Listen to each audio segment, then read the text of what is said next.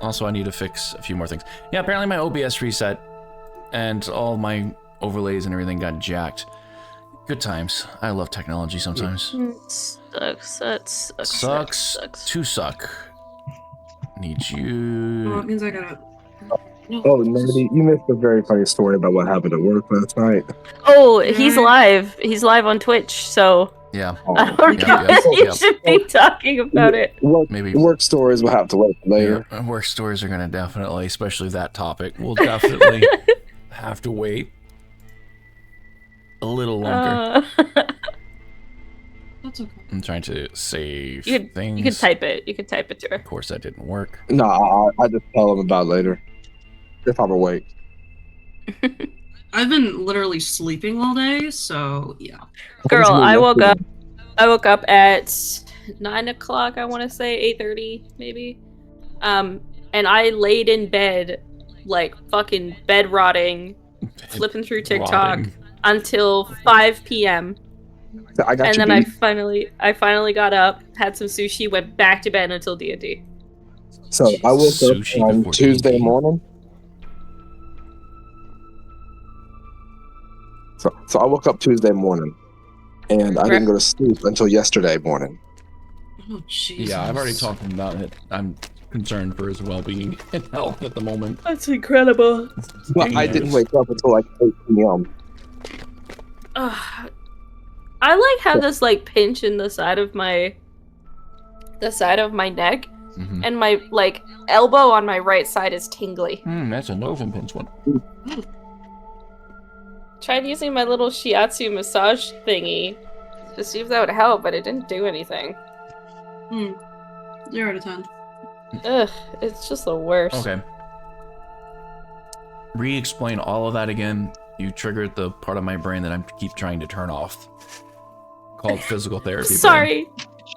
I'm sorry. So, well, you want me to say it or you don't want me to say it? No, repeat. I heard you have a cramp in your neck and you have tingling. I got like a weird, like a pinch, yeah. Right? In my neck, and my elbow is like tingly, like almost like it almost feels like I hit my funny bone. Okay. Anything? But it's been happening all day. Anything in your triceps or the backside of your forearm or fingers? Fingers, yes. My fingers actually like kind of feel a little bit swollen on my right hand side. Feel or look?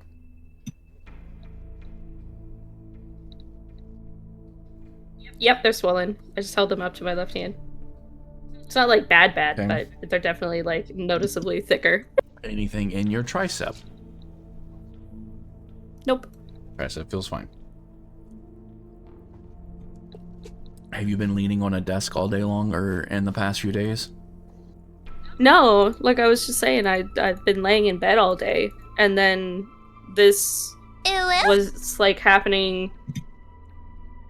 Started happening yesterday. Was fine when I laid down. Was fine all day, and then I got back up again. Probably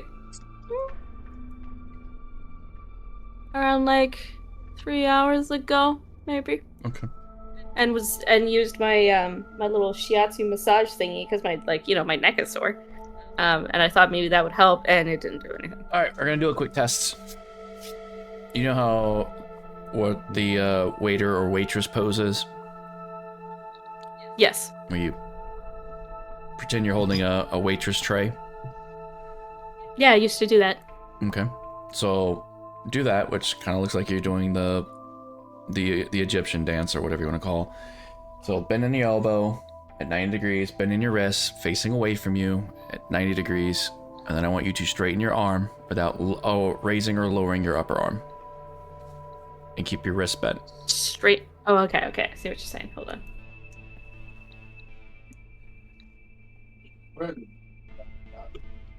Yeah, what about it? Okay, good. Rule that one out. You would have said, ow, that sucks. What the hell are you making me do if it was something wrong? No.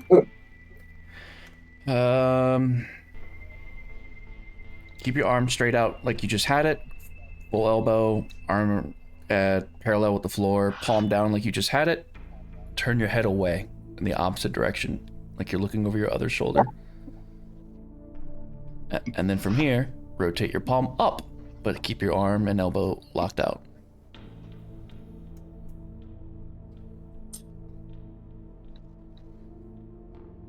Nothing? Yeah, no, it's not like painful. It's just like tight muscles. Like everything in my arm feels like tighter. All right. I don't know how to explain it. All right. After this, I'll give you some things you gotta do, unless you gotta leave early. What's D&D down? Okay. And Kage says ubu. I just need more water. Hello. Who? Oh. Somebody from Group A is ubuing us. Okay. So, is everybody ready? Does our lovely note taker want to recap, or would you like me to do it? So we have found Philip and Adela in the attic, as they were captured by Vesla Browntooth, who is a hag of the Vermin Toll Coven. And there's 3 of them. There's Vesla, Stenoga, Blacksinger, and Golub, Grey Gullet. We end up killing the hag to get Adela and Philip to safety, and this hag literally one-shot Malus and Davos. Kill the hag. Malus did the finishing blow by pushing the cauldron over top of her, so spilling all the contents. The house at this point changes back to normal. Excuse me. We free Philip and Adela, and they remember only the dinner party. They don't remember being captured. They don't remember anything else. Anything like that. As the party's leaving the house, we talk to Walter, Julie, and their daughter, who are the help for the Dreskenvalds at their new house. And that is it. That is all that has been written. Okay. So, yeah. Good job, by the way. Thank you. And where we'll pick up today is you guys have all returned back to the Wickermoor Village, town, whatever you want to call it, and found your way to the Green Tree Inn, and should have a long rest. And if you haven't done so, or you want to double check, please click the button now. As you will all, thank you for the follow. Appreciate it. You guys will all wake up. It'll be in the dawning hour. I think that's what it's called. Still dark as all shit, but a little bit not as dark. The innkeeper will be down in the lobby, but I'm gonna say you guys are all in your private room and are waking up.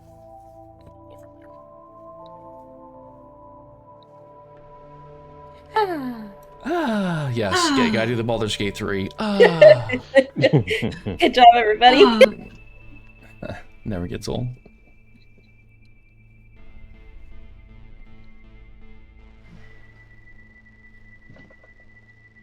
Right, okay. We're not in our pretty clothes anymore, right? We're getting back into our regular clothes now. I mean, that's up to you guys. I will go back to my regular clothes. Yeah, I'll go back to my regular clothes. Yeah, Next, I'm I'll getting hop on her. my armor.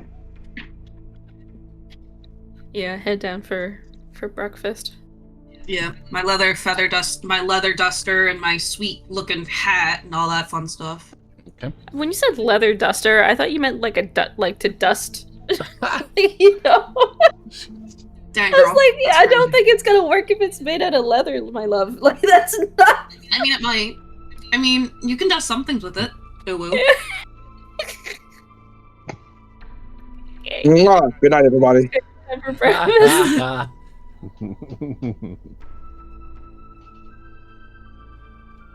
Alright, so if you guys are heading down to the first floor where the tavern is and the main lobby, you will see that a display of a variety of drinks between water and some form of juice are already filled in pitchers, and it looks like a breakfast is being pulled out as we speak, which appears to be some bread and a couple slices of cheese. A variety of cheese at that. And you'll see Alda, the innkeeper, the lovely lady with the purple hat, is putting the food out and then returns back to her front desk and waiting for business to continue and conduct. All right.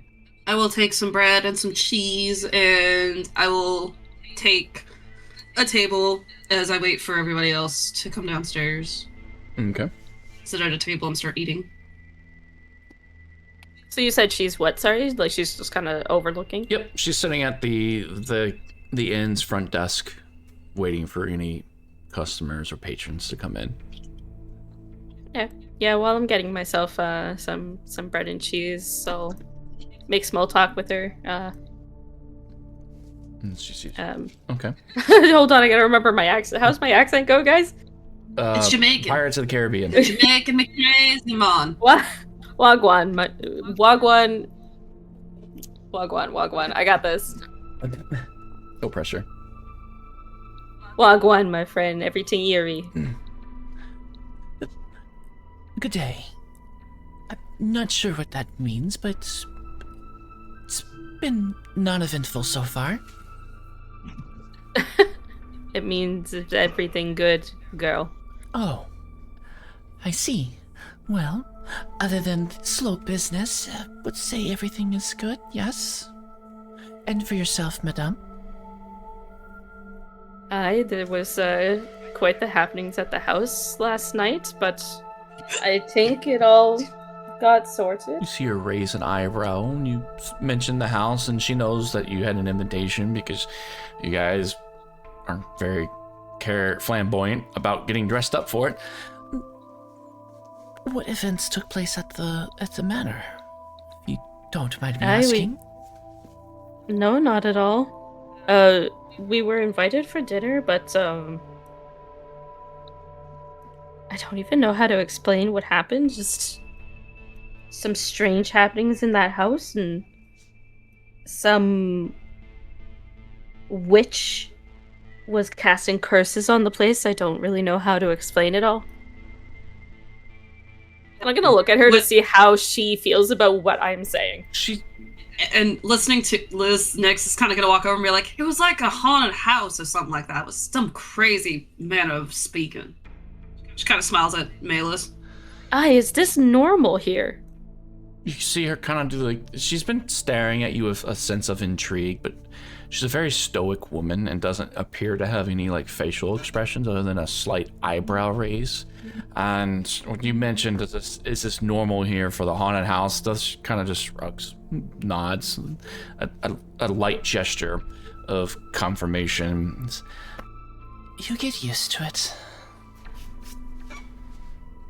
I suppose you'd have to. Are there any other scary houses like that one? But madame, you nearly go outside and look around. Really? Is that frequent? She gestures in the direction of the north, the west, the east, the south. Anywhere you go, she points to the north specifically and starts to reference an abandoned church that you've probably seen on the map. Is in the north. To the south, I gotta minimize her page, sorry. There is some stables and abandoned houses past that. To the east, there's a funeral home and other buildings. And in general, and then she does this circle, everywhere you go, you're likely to find something that would feel vaguely haunted, I would suppose. Hell, even this inn, I would even not count it out either. I suppose so. But then again, I suppose that is a little bit normal. No, it's an agreement. That being said, though, is there anything that's more abnormal even for here? Good question. I heard hiccups. Yeah, she's hiccuping. I need to pull up this NPC's info in a different spot because it's not where it should be. She kind of leans in a little bit to kind of be a little bit more discreet, even though there's no one else in the building, or at least on this first floor, other than the two of you at the moment. But you can sense that she's slightly paranoid of wandering ears listening. You could say there's abnormality every day and every night. Folks here don't always appear to be what they look. Some are kind and generous, and then when the moon changes or the light fades in the last hour, they are completely different strangers. There are folks that believe in things of the old ways. There's folks that believe in things of the new ways. And a soft-spoken war could even be said to be heard between all parties involved. It's best. I'm familiar with the old ways. I know some things about, what's it called? Ooh, I can't remember her name now.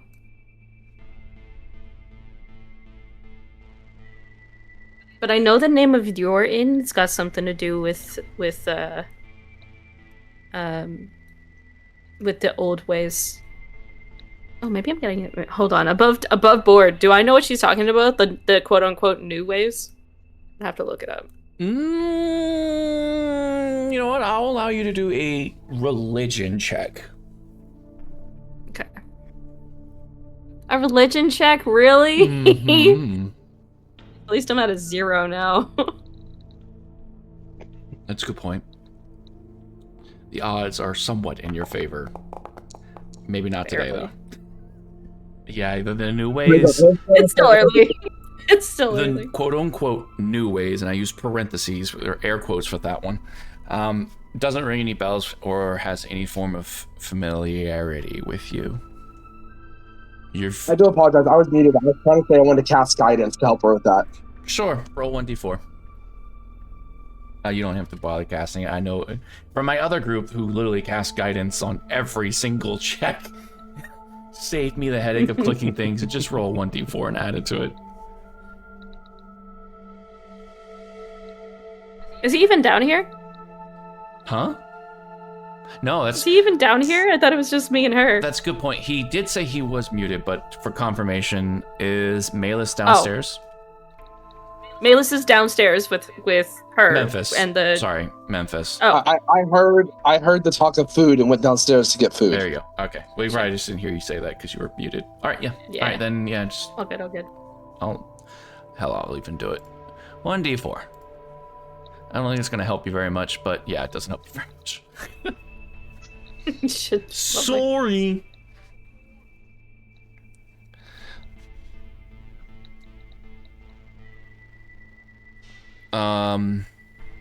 So, as you're having this conversation, another person comes through the door, and it appears to be a young human.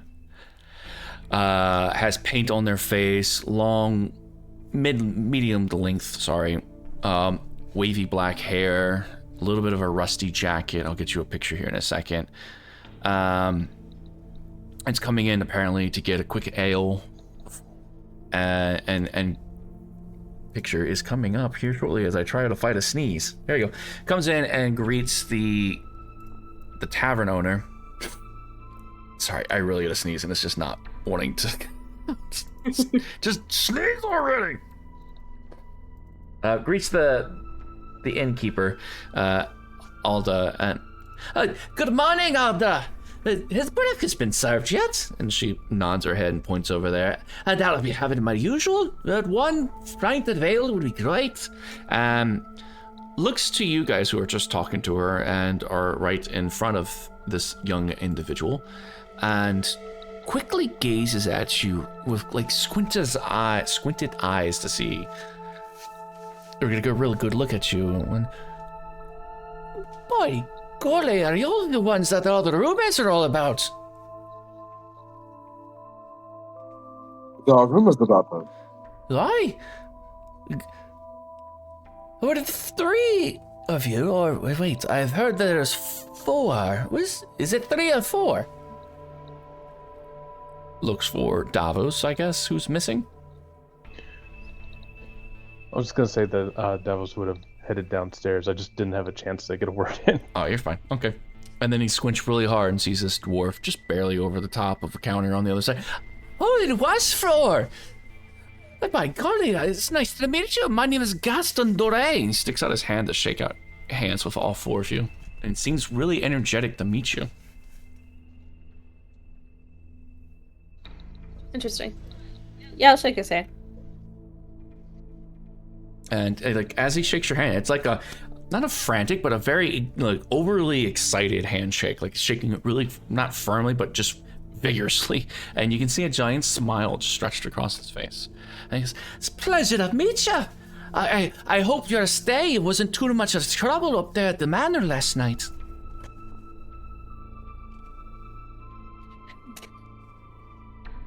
I'm gonna look at the group. Yeah, it's very uneventful. Eventful. And again, a very interested, curious look just overwhelms his face as he waits for you to divulge more.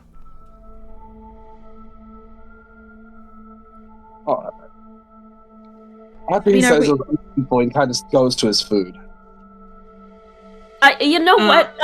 Me and my comrades need a minute, but we'll be back with you. And I'm gonna like usher all of them into into our table.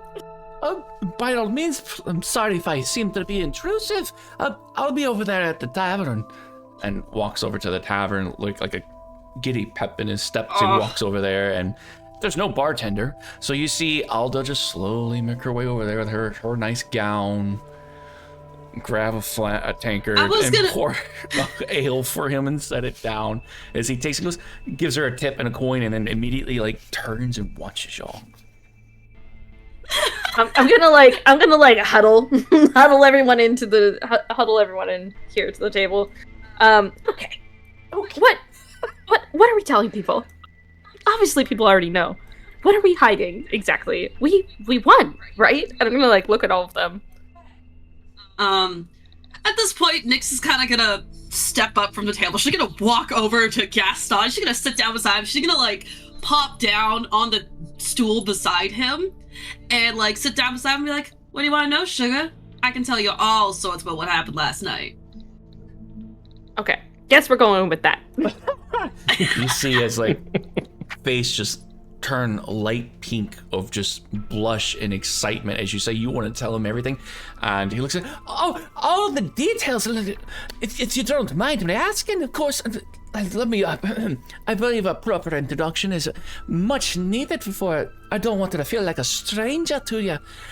Again, my name is Gaston Doré, and I am an artist here in the Wickermoor Village, and okay, quite fond of Miss Adela, and I take her quite fancy. Matter of fact, I'm becoming a patron of hers, as she is very fond of my artwork. Oh, did you do any of the art inside the house that we were in? Seems shake his head, no. Afraid not. I've actually never stepped foot in there. But there was artwork. What did it look like? Again, almost leaning over his tankard, about to knock it over, just fully engulfed in what this conversation is going. There were odd portraits of the people that had lived there prior. Shoot, there was even a portrait of us. Aye, there was. That's why I was wondering if he had any part in it. A portrait of you? Newcomers to the town, and you'd already got your famous artwork. Shh. And you see him slap the counter and kind of frustration but excitement. It's like somebody's already beat me to the job. it wasn't, it was quite unsettling if I remember correctly. It was very unsettling.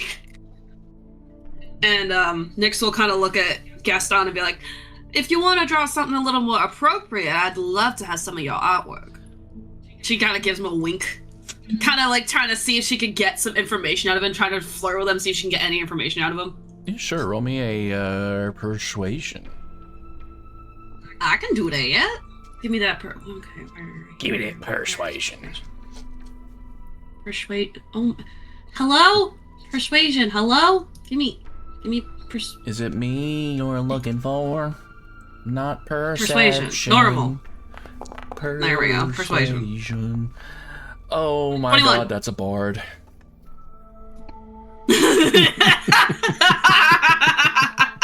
Yeah, he is all on board. The mention of it, like you can see his eyes get wider as he's just, and his nose starts to flare, and as he's just inhaling all this oxygen, trying not to like expel a giddy laughter or anything, but he's just, yeah, but of course, name the time, dear lass, and I will be there.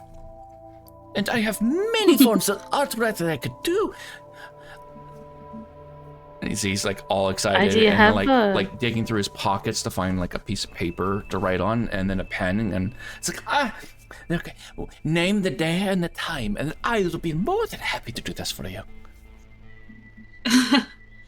Do you have like a studio or a shop? Me? Yeah. No, I mostly do my artwork out in the open scenery of wherever the art takes me. In the moment, I don't want to waste time moving things around or not having it where it naturally belongs. I almost want to say we could do it like outside, because you guys remember where that tree is outside? Mm-hmm.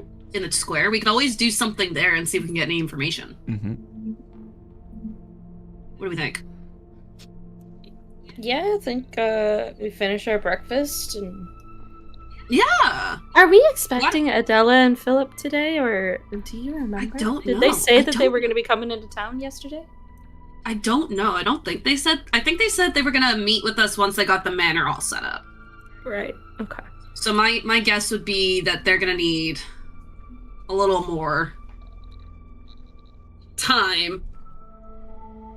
Gonna need a little more time before we go and meet with them. Okay. So we'll get our portrait done by this lovely young fellow here, and we'll see if we meet up with Philip and Adela. Okay. And he continues to scribble, and he heard the mention of Adela, and a smile of excitement still peering over the grin on his face, and he goes, all right, the tree out in the main circle square, or the market square, and four, I don't know what I'm trying to say. 4 patrons for the artwork, and what time would you like to have this done? Do you want to give it like a little bit of time, or do you want to finish? Well, Nyx will kind of look at him. Let us finish eating sugar, and we'll come meet you. We'll come find you. How's that sound? Sounds great. I will meet you out by the tree in the square. And don't worry about rushing. It gives me time to get everything ready. And he quickly just takes the tankard of ale and just starts throwing it back really, really fast at a pace that would even make Davos feel quite impressed, being a dwarf at all, and puts it down, wipes his face, goes, no time to waste. I'll see you there. And he skitters off. Aww. So cute. Malus will watch Nyx as she comes back to the group, a little hesitant, and say, girl, you trust very easily. And she'll sit back down, and she'll sit back down and look at Malus as she continues to speak. Sorry. You should be careful with the people that you talk to. Especially our host here just finished saying that some people can't be trusted. And Nyx will grab a glass of water, and she'll look at Malus with a smile. That may be true, darling, but I promise you, if we can't trust them, they can't trust me either. And she'll take a drink and then grab a piece of bread and munch on it. I suppose that's true to an extent, but what does that have to do with... I mean, just because someone can't be trusted doesn't mean that they do or don't have ill intent. And Nyx will kind of just shrug. We'll cross that bridge when we get to it. I know us. We can handle it. I suppose, girl. And Malus will finish her. Do they have coffee in Fantasyland? She's gonna finish her coffee. It exists now. Sure, you managed to ground some dirt off the countertop and make impromptu coffee. Excellent. Taste. So the entire time we are eating, like, Memphis is gonna be sitting there. His hammer is gonna be on the table. He's gonna be looking rather annoyed, and also looking down at his chainmail, looking back at the hammer, shoving food in his face, looking at all of you. What's your problem? How many times were we in that place and I went down? We all did. I know I had my ass handed to me a few times. What's your point, boy? I went down more than any of you, including at, and this is not a dig at you, including at the hands of my own teammate. This is not a dig at you, but he's gonna stand up. He's gonna grab his hammer. I have something I must do. And he's gonna walk out. Wait, what? Oh, okay. All right, where are you headed? Wait, pause. Don't worry, I'm just going to go to the blacksmith or whatever it was that sells shit. Okay. Don't remember if you guys have marked the blacksmith, have you? I went to him to go. I went to go buy armor, but his armor was the armor I wanted to buy was too damn expensive. Oh. Yes, we did go to the armor. I just don't remember which one it is. I think it's this one. Yes, that is the smithy. Hey, I was right. All right. Damn, there you go. Oh, Sheesh. while you guys continue breakfast and he's doing smithying, I need to look up one thing before you go in there. I hate how these chapters are conjammed together. And yes, that's a word, conjammed. Pajam. Conjammed. Kajam. I have these set too. On side 16. Okay.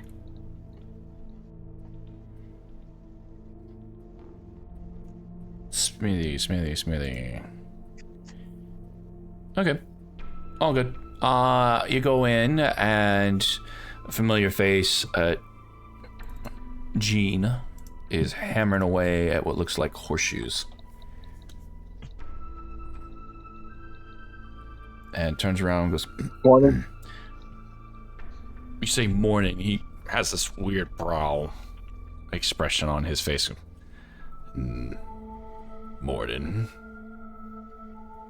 So do you think I could help Do you happen to have any skill now?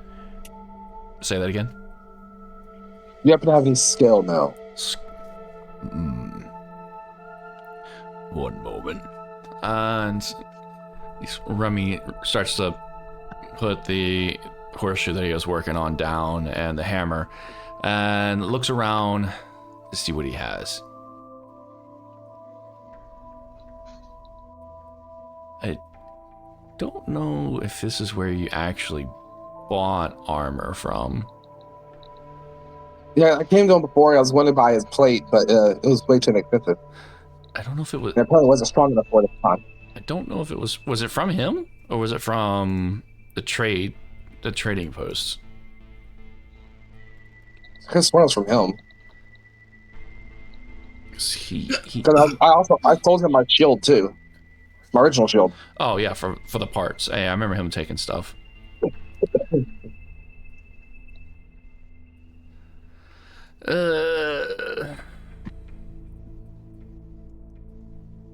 He generally makes this stuff.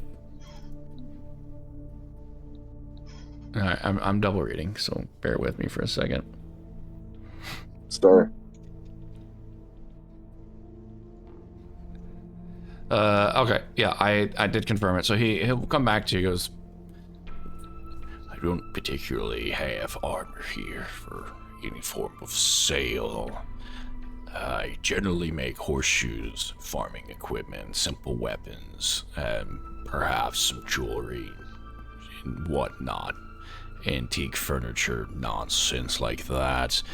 However, most of my trade and wares get bought up by Mr. Baltus over there at the trading post. He might have something for you. So nod. Sorry for bothering you. I do apologize. And he's gonna go to wherever he was pointing off to. Okay, yep, that'll be right beside the end, the building right beside it. I will be right back. Bye-bye. Okay.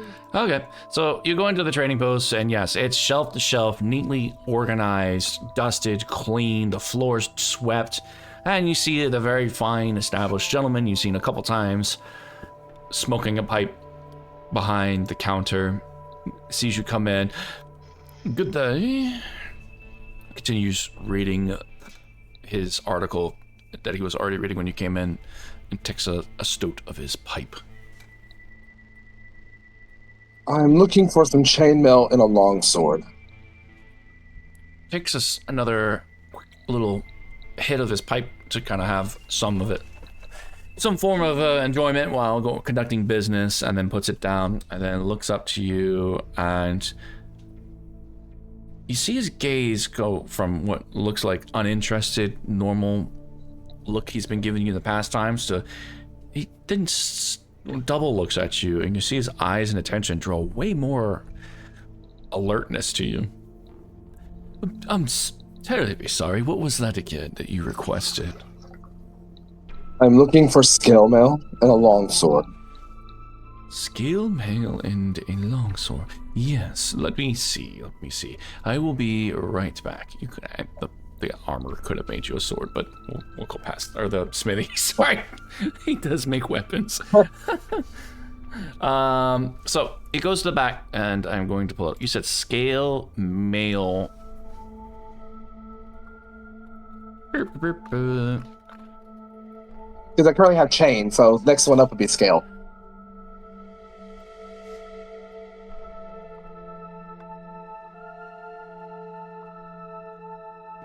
Pull up the info. Okay, it comes back. I was trying to search it, and it was just being a pain in my ass. I'm pretty sure I couldn't afford a breastplate right now. No, I do not believe you could. Player's Handbook. Not Player's Handbook. DM's Handbook. Yeah, no, I actually know it'd be Players. Items. Equipment. Scale mail. Alright, another one was what was the weapon again? Longsword? Longsword. Okay. Because I can still use that with my shield. Okay. So it comes back to you with a brand new longsword and some pristine looking scale mail with no ordinary steel or metal. Nothing fancy or looks magical at all. And he presents it before you, and he presses it down to make it look like a really nice piece that he's presenting to you. And then he takes the sword and drags it across his arm to show that it's not only clean, but there's a nice shine to it and oiled. And he places it before you again, like think of like John Wick when he's getting the dessert from the gun guy. He's trying to make a presentation to you and go over the top as he's presenting these things. And this is unnatural behavior the last time you've seen him. And he goes, here we are, sir. One article of scale mail suited to fit someone of your size, and one freshly oiled long sword, never been used, and can cut just about anything clean in two. And what would the damage be for these? For my normal pricing, the total would rally up to roughly 65 gold. But for you, kind sir, I will bring it down to 50. Grab yourself a deal. Okay. Deduct 50 gold, and I will slide some stuff into your pockets. And say, find your character to slide said things in pockets. Oh no, I closed the other window like a goof. I gotta go back and find all the things. Equipment. 1 longsword. Boop. And then scale. I'm immediately gonna untie the green ribbon from the mace and put it on the hilt of the sword. Okay. You have those things in there, equipped as need. And he looks to you. Is there any other business that I could do for you, good sir? Do you buy stuff as well? Of course. What is it you wish to sell? I'm gonna put the chainmail I had, my old mace, and the silver ruby ring down. Do you have a ring?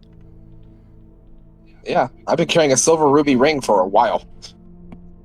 I don't remember where he got it, but yeah, he got a ring from somewhere. Okay. So I'm doing math. Chain shirt, mace, and then ruby ring. I just want to double check that ring. It shows price 20 gold on here, but I don't know if that means anything.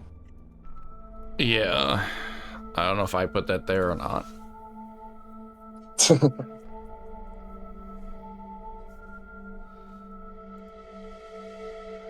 Okay. So he looks to it, and he's interested in the ring, but he doesn't do anything with it just yet, because he puts it off to the side, because We'll come back to that one, sir, here in just one moment. But for your other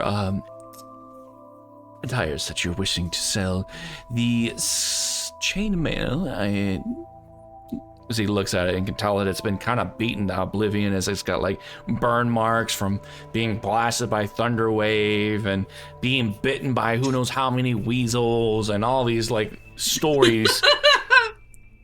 I actually reached down and pulled a half alive weasel and tossed it. Oh my god! You can tell that like this armor has been through hell and back, as well as the mace. He looks and goes, generally speaking, I would offer a roughly maybe 25, 27 gold tops. However, for you, sir, I will bring that up to 30. and see, And that's for the mail and the hammer. That's for the mail and the mace, correct? You have your stuff with you. Okay. Add 30, and then just you can right click on those and delete them out of your inventory. And as for the ring, let me find things to remember. Things are hiding somewhere. What the hell? Oh. I'm trying to remember where this person might be. If they even exist.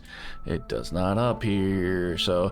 Oh, okay. You know, he goes, for the ring, sir, I would like to have it appraised, if you don't mind. Because this could be... No, not at all. This could be something of next to no value, or a fake, if you will. Or it could be something much more valuable than you're expecting.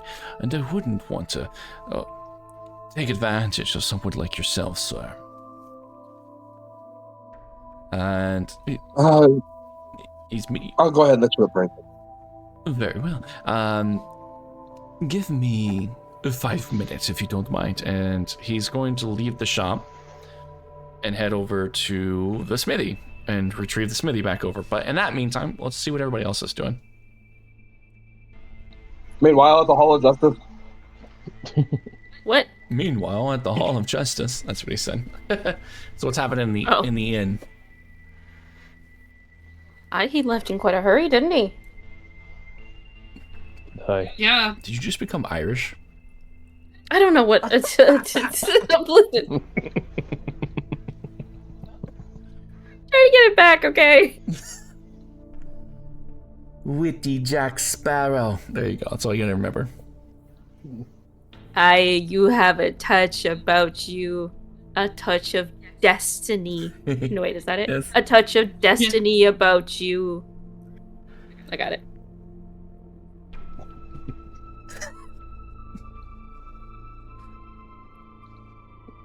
What? I spoke. It was very much Irish before. Is the artist rubbing off on you? I don't know. Apparently, dude. All right. So yeah, what's the rest of you guys doing? Other than Malus' statement of he had to rush in a hurry or he left in a hurry. Davos had agreed and finishing up his breakfast, still looking a little tired, exhausted from everything that had happened at the mansion. Nyx is kind of feeling the same. She's kind of pulled out her lute and she's strumming away as per usual with her. She's sitting back in her chair. She's just strumming a random tune, just kind of passing the time. She kind of looks at the door and says, "Shoot, is he that upset? I mean, I wouldn't be. We all got beat up in there. It wasn't that big a deal."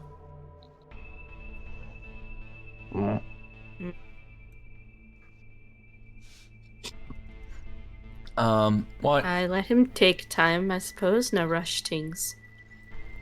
Alda's gonna come back over while you guys are having your conversation. Are y'all all three still at the bar? We're at our table. We're at our table. Okay. Yeah, just eating breakfast kind of thing. Yeah. She comes over and again, very eloquent lady, and good mannerisms, good posture. As she comes over, you can see her fingers interlaced in front of her, and in a kind of a relaxed posture and gesture. And she goes, Would the three of you be needing any additional meals or services? Perhaps a round? An in-kind gesture from the inn, of course. Oh. That's very sweet of you, girl. Nyx will kind of nod in agreement. I'll look at the two of them and then back at her and just nod with a smile, a friendly smile that is completely blacked out. okay. Oh gosh, I forgot you've got black teeth. And you'll see her take a kind, etiquette bow of gesture of understanding, and she goes, I shall return very shortly with our finest. and you see her go towards the tavern side of the lobby, and you can see her reaching up high for what looks like top shelf bottles, and she grabs this one bottle and pulls it out from this rack, and you can tell it's been there a while because it's completely covered in dust. And then she brings it down and gives it a quick blow to get the dust to kick off, and then cleans it off with a counter washcloth. And you can see that it's a very nice and well labeled bottle, what appears to be wine. And she picks up 3 glasses, and she comes back to the table, sets one glass in front of each of you, one by one, and takes a corkscrew and pops it, and with a nice little... The bottle opens for the first time, and you can smell the fragrance almost immediately. It is good shit. As she pours gently and softly, and like a true winery professional would, each one of you half of a glass of this wine, and then sets the bottle in the middle of the table. She goes, and then just... If there's anything else that you may need, please do not hesitate to let me know. And returns back to her position behind the... Before she walks away, Nyx will kind of stop and be like, "Can we get one more glass for our friend here, just in case he comes back? I want to make sure he doesn't miss out on this beautiful taste." And Nyx will pull out, not trying to persuade her, but just kind of gives her, 2 gold pieces for an extra cup kind of deal. Okay. And just not trying to persuade, but be like, "Can we just get one more cup?" Just hand it to her. She does a kind gesture of a hand out, saying, That is not necessary. Yes, I will get us a 4th glass right away. and she changes her trajectory a little bit from going to the inn desk to back to the tavern, grabs another glass, makes sure it's nice and clean, returns it, and sets it down. And Nyx will nod her hat. Oh my god, words, English, hello. Nod her hat in like a thank you, and then take a sip of her wine. Okay. Memphis, get your ass back here, bro. There's some good shit. Jesus. As you take a sip of it, it is profoundly flavorful and rich and warm. Not like temperature warm, but like winery warm, if you know what that means. And yeah, I kind of understand. it's probably the best wine you've ever tasted in your life that you can remember, if you've ever tasted wine. Wow. So there I have. you go. It's that damn good. Jesus Christ. And Nyx will say, y'all might want to try this. This is some of the nicest wine I've ever had the pleasure of putting in my mouth. I said what I said. So nicely and well mannered. You're like, till I put it in my mouth. I said what I said. Oh, owie. Oh, my wrist. Ouchie. Owie.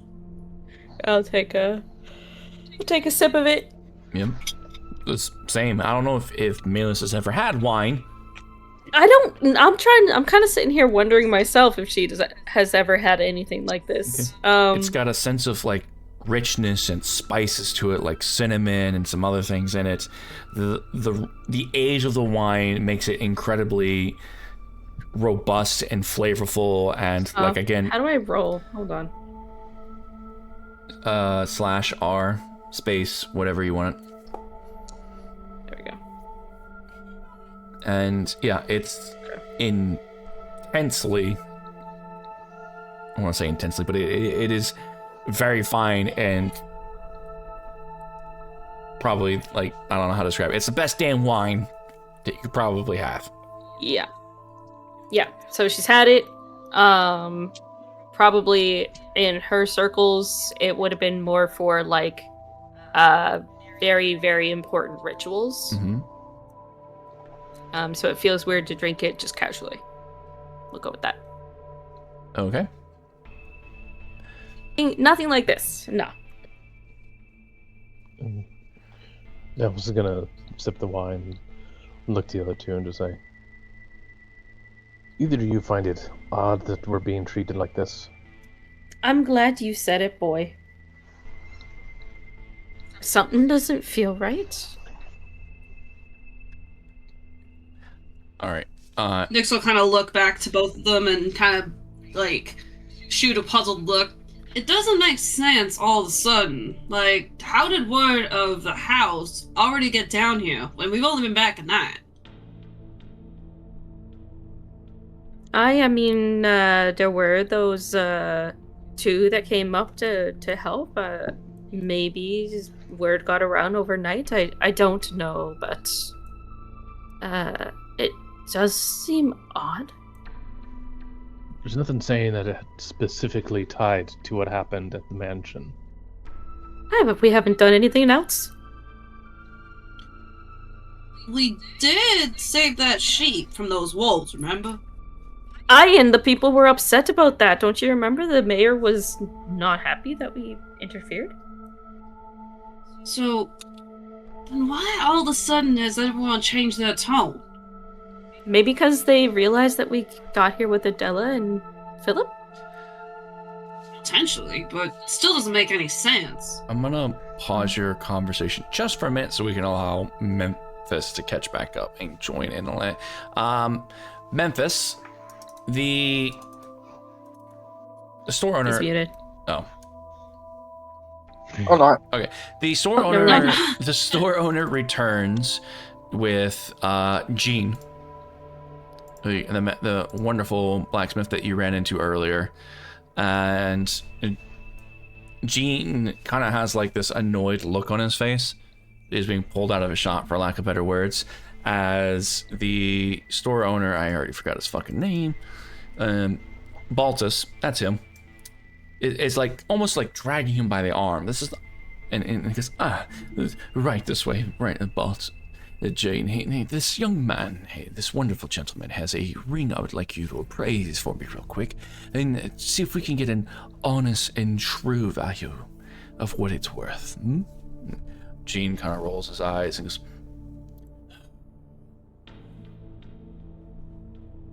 "You're taking me out. I hand him over the ring. Taking me out of my shop. This better be worth it." Sticks out his hand, and you place the ring in his hand?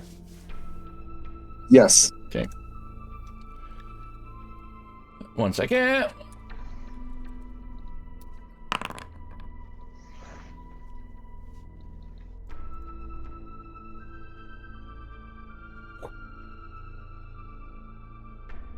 Well, that happened. Gene looks over it and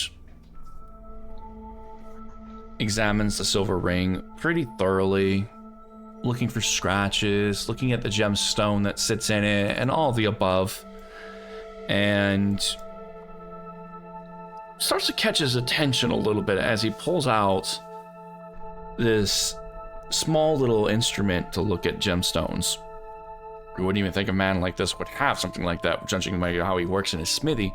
But yeah, it's this nice little, this funnel glass to examine the gemstone, and he does just that as he puts it into his eye and pulls the ring closer to look at the ruby in particular.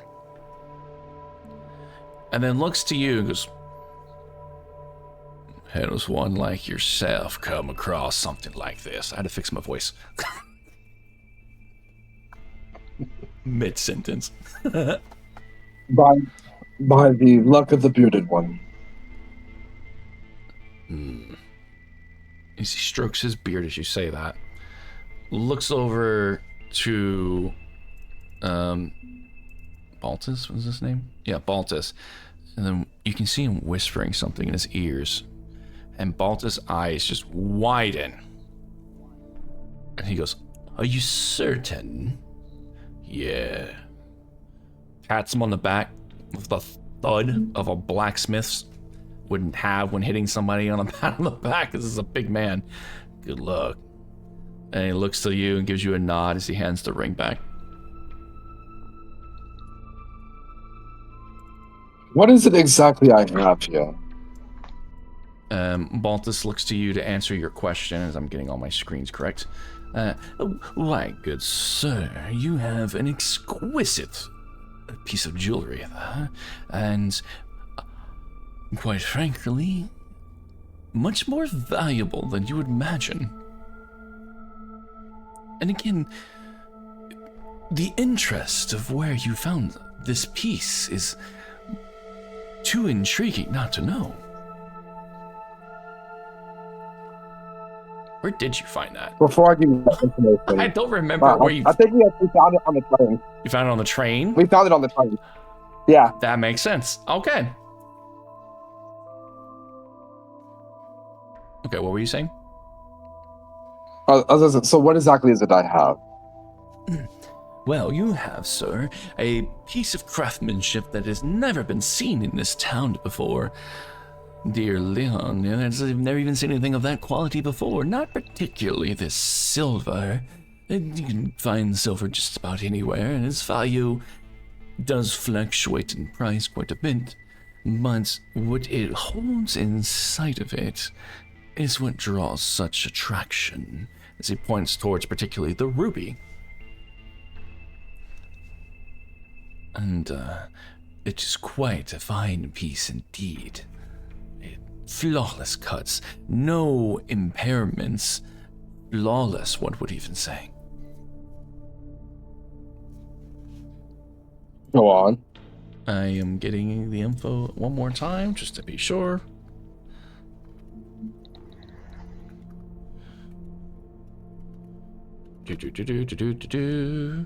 Typing things is typing.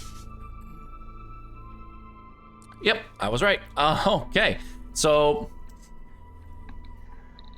Would you like the good news, good sir, or the good news? I guess the good news first. It is a very valuable ring indeed, and I would be willing to buy it off of you for 1,200 gold. Holy Jesus Christ! If you're offering that much, there must be something very special about it. What is it exactly about this ruby that you're... But I wish to not mislead you in any way, good sir. It's just the value of that ruby itself. The centerpiece of Insight. the ring. Go for it.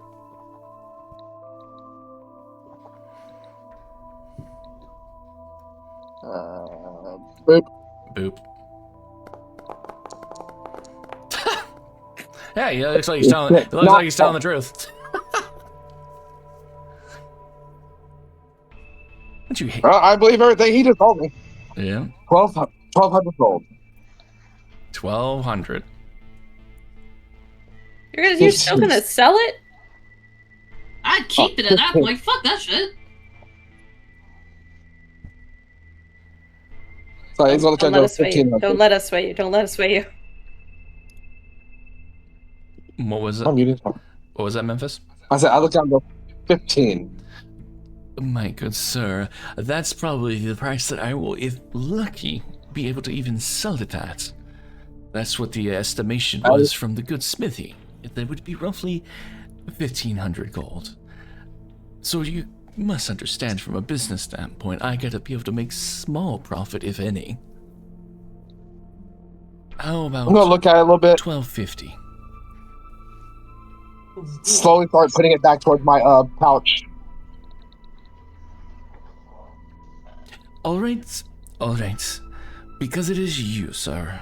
I will go just a smidget further, but I promise you I can't go any higher than this. 1,300. Let me come back with you in a moment on that one. I must discuss this with my party first. Very well, good sir. And he comes up and opens the door for you. Something he hasn't done yet. I will be waiting upon your arrival. Please take your time. Be here when you are ready. Gives a generous bow.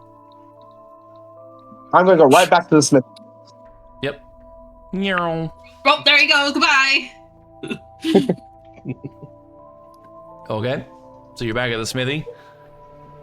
Yeah. And Gene sees you come in and you hear him scoff. What? What is it exactly I have?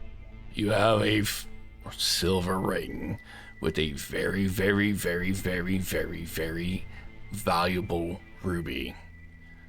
It's only valuable. Is there anything special about it, or is it just a very nice cut? It is the finest cut I have ever seen. I don't even think a cut like that can exist. Whoever cut it is craftsmanship is beyond anything that I have seen. He pulls out the little glass thing and goes, look for yourself. And hands it to you. Do I need to do it? Investigation? Sure. Or perception? Do an investigation. Okay, that's not very good. Okay. You never know until you roll. And you rolled. What? It's very shiny. It's bright red. As light hits into it, it reflects perfectly. It looks really nice to you. But that's about all you can tell. You seem... I know you are a crafter yourself. I know you make jewelry yourself as well. The shopkeeper offered me a nice amount for it, but you seem like you'd be more interested in something like this yourself. Someone who appreciates the craft. He hears you say that. He kind of already starts to like take his inspecting tool from you, and then turns away from you and heads back to the forge. Not interested. I make things. I don't buy things unless I can use it to make other things. Unless you have a lot of iron or steel hiding away in that little ring, I have no use for it. As he points to the wall to his right, and you just see a bunch of jewelry that he's crafted, and it's just sitting there. Probably because no one's ever bought it. And judging by what it looks like compared to what's in your hand, it's much more cruder and Yeah. not of the same caliber of professional craftsmanship of the ring you're holding. Gotcha. All right. I'm gonna look at the sword I just got. Is this your work, by the way? Kind of spins around, examines it, gives you a nod. That's mine, all right. Very nice craftsmanship. I'm gonna nod to him, and I guess I'm gonna go head back to my party. Gives you a courteous Thank you for your thanks. time. All right, so now you're heading back to the tavern? Yeah. To the tavern, where everyone is drinking fine wine. Except There's even a glass Memphis. for you and everything. So when I come back, I'm gonna head back. I'm not gonna stop directly at them first. I'm gonna nod to them, head up to the room, and I'm gonna change. Okay. Instead of the normal vestment style stuff I wore with my previous armor, I'm gonna put the chainmail, the scale mail on underneath, and I'm gonna have my the party clothes I had commissioned over that, Oh, change it back to the and party then I'm gonna clothes. come back down. Okay. Yes. I'm gonna join them at the table. Party Memphis is here.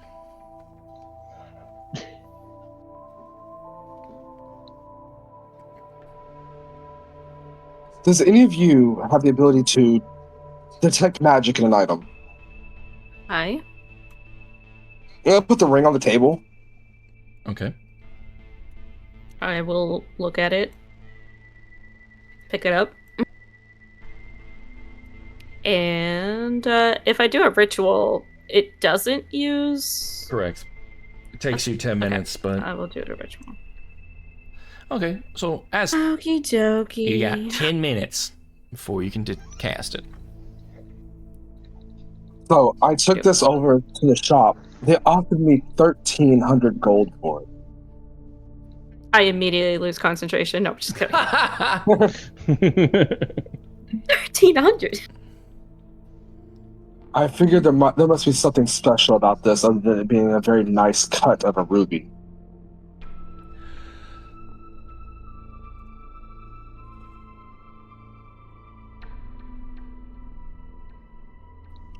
I was going to start drinking the wine that they had on the table. It is a incredibly eloquent and fine wine. Probably better than anything you've ever drank before. I'm going to check my holy symbol, check how much I have left in there, down it, and fill it up with the wine. Okay. Yeah, you clear your flask to the last drop. And start trying to MacGyver pouring a wine bottle into a flask. As everyone else is watching you do this in front of them. While Malitz is like concentrating and chanting some incantation. Yeah, I was just writing a little slash me, you know, Yep. Nice. while people are talking.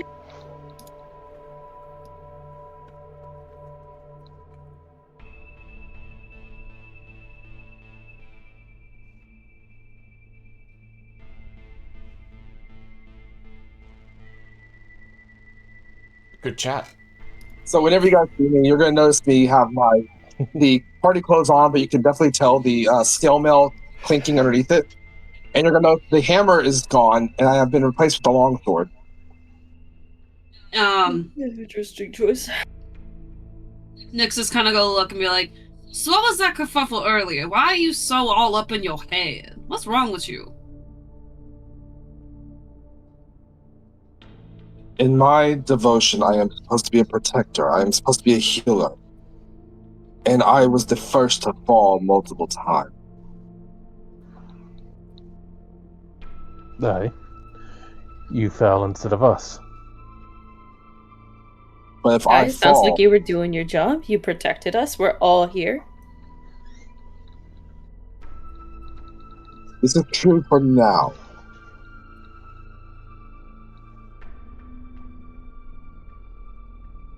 But there may not be a next time that I could fall and then before anyone could try to bring me back, just from the brink of it, they could fall, and then the next one falls, and then there'd be none of us left. And Nyx will kind of roll her eyes and shake her head and be like, what's the point of this? You're trying to get all dark and dreary now?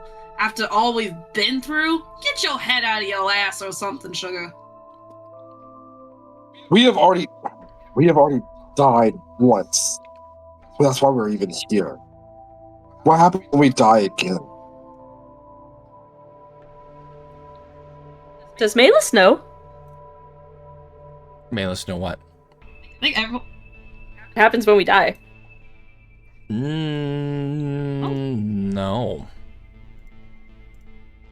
Alright, so just like beliefs then. Mm-hmm. It's a good question. Very good question.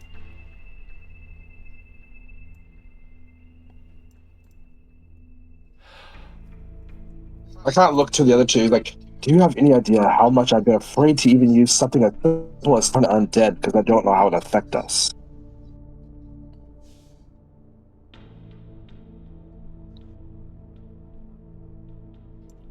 Oh, yeah. Interesting.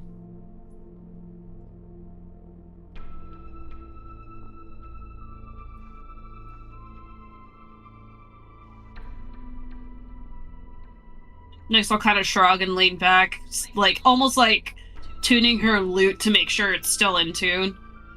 I think you're worrying about this a little too much. Yeah, we're already dead, sure.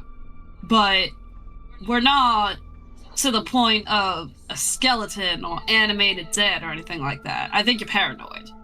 She'll take another drink of the wine before going back to strumming her lute again. Mm-hmm. I don't know where you all came from, but if you do plan on getting back somehow, If I You're plan on gonna- getting back somehow, I want to make sure that I can help us get there. I don't want to be stuck in this place forever. that would make perfect sense. And unfortunately, that house showed me that I was ill prepared for the moment.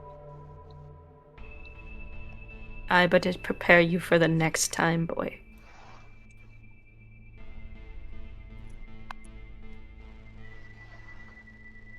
Am I done with my ritual yet? Yeah, I'll say this conversation's gone 10 minutes. I'm gonna keep. I don't have a stop clock. Also, I really want to notice how everyone is acting extremely strange right now. Oh? The shopkeeper who normally turned his nose up at us every time we walked into his shop was treating me like royalty. We were just saying the same thing. And that was even before I showed him the ring. I think it might have something to do that we got here with the Dreskenvolds. Maybe they think that we're associates or something. Or someone's been talking while we've been gone. But who would have enough influence that everybody in town would want something to do with us? I don't think that they want anything to do with us, girl. I think they just see an opportunity, perhaps. Anyways, I'm looking at this ring, and I will tell you what I see. It is A silver ring with a ruby in it. no magic. No magic. Malus blinks a few times and says, "How much she say he want for this ring?" At first, he offered me $1,200, but I talked him up to $13 or $13.50. She frowns a little bit and looks at it and tilts her head. It's just metal and a ruby. There's nothing special about it, boy.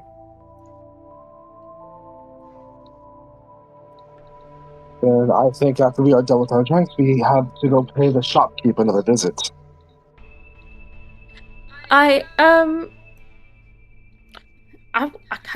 want to get some air. She stands up for a minute and she walks out towards the tree. Okay. as you're leaving, or is anyone else going with you first off? I'm gonna pocket it again and go with. Okay.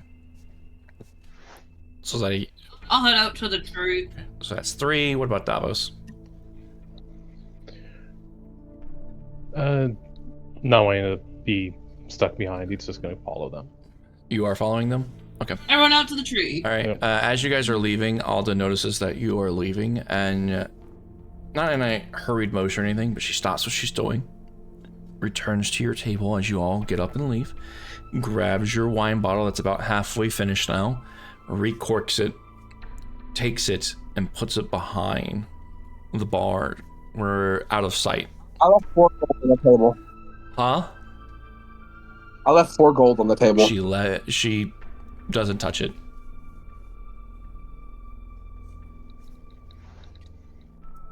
It's not just 4 gold. Yep. Okay, so we're all out at the tree. Let me find my artist. Alright, you guys talk to the artist for a second. I gotta go pee. Okay. Okay. Yeah, you guys are all out at the tree, and the artist is out there patiently waiting, and then sees you approach, and you can see him like quickly sit up and dust himself off. He's managed to somehow find some art pieces and instruments to include a canvas, or blank canvas, a tripod, or whatever it's called that you sit it on, paintbrushes, and a collection of small paints, and what looks like a medicinal bag being refurbished for paint. And he goes, Aww. Oh, good, you're all arrived. If you're ready, please, and points towards the tree and kind of like gesturing for you to take a position. finding something that's quite comfortable for yourselves. I will try not to rush, because art takes time. But at the same time, I don't want to take up too much of your time if you have other affairs and business that you need to do. Just let me know. I love this man. He's so cute. Love this man. She'll look at the guys and be like, and kind of like shoo them, be like, go find somewhere to sit, kind of deal. And she'll go up to Gaston, and she'll hand him, just to be nice as well, she'll hand him a couple of gold for this. Again, and then she'll be like, take your time. Immediately, Take your time, she'll go. he puts his hand up to say no to your offering. Oh my god, these people, what is happening?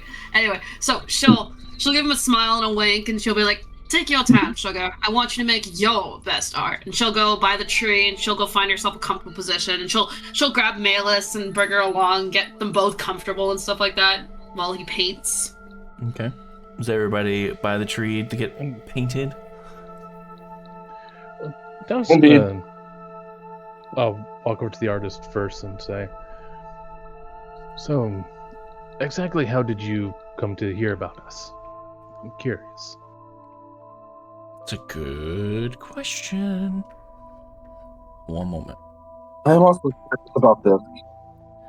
Yeah, you guys go talk to him then. I'm gonna take me and Malus are gonna go sit by the tree and go look pretty. Okay.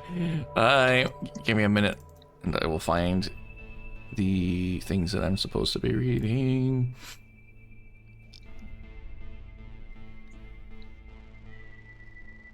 And then he looks up to you as he's like opening his bag of paints, and goes, Oh, kind sir, everyone has heard of your journeys and what has happened up at the estates, the Droskinivod estates. You're quite the talk of the town. and it hasn't even been 12 hours, and apparently you're the talk of the town. Or Gaston. How even is that? How did word spread so fast? And he looks to you. Oh, well, kind sir, there was this man this interesting to say the least, was going through the entire town over the night and screaming. Pretty much of all of your endeavors and your great triumphant victory. A man. Nods to you. Aye, a man.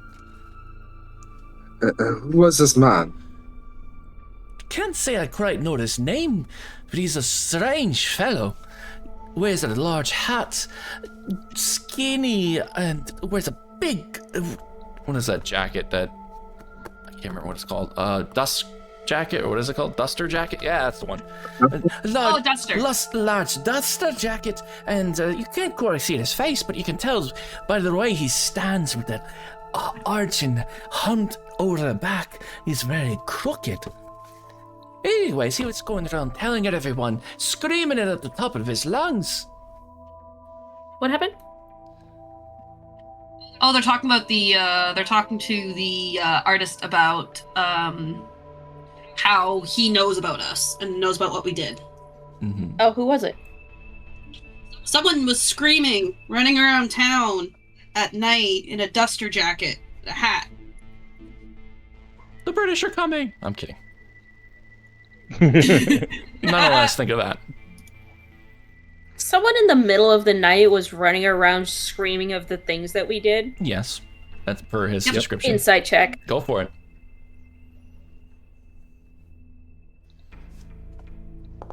There ain't no fucking way.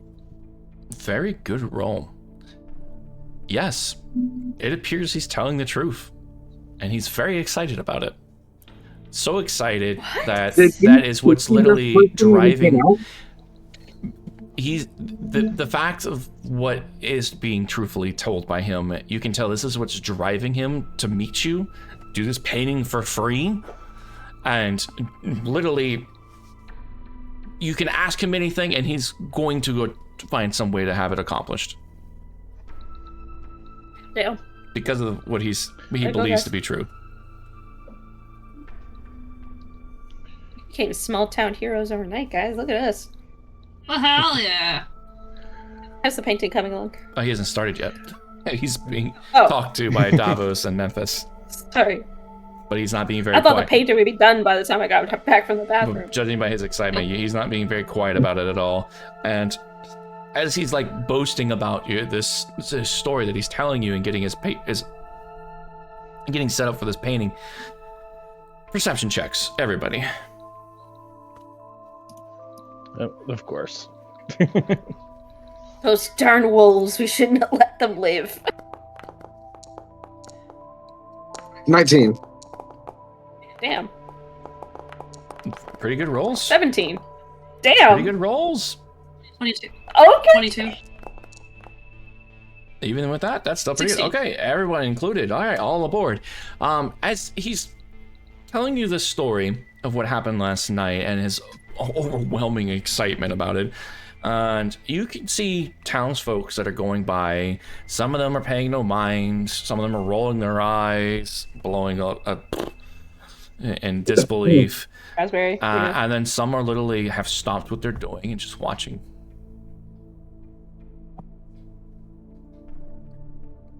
Oh. Nyx will kind of look around and be like, and look at Valus and be like, why are we being watched? I don't know, girl. And as he's continuing All seem he's continuing to pull paintings or chunks of paint and then a large flask of water and pours it over some dry paint and starts getting it wet to soften it up. And he continues with, yeah, he was running through the whole town last night like a banshee out of hell. Son, Vanessa Browntooth is dead. Vanessa Browntooth is dead. All the lights were turning on one by one. And people are convening in the streets, talking about whether it was true or not. And who could have been the ones to do it?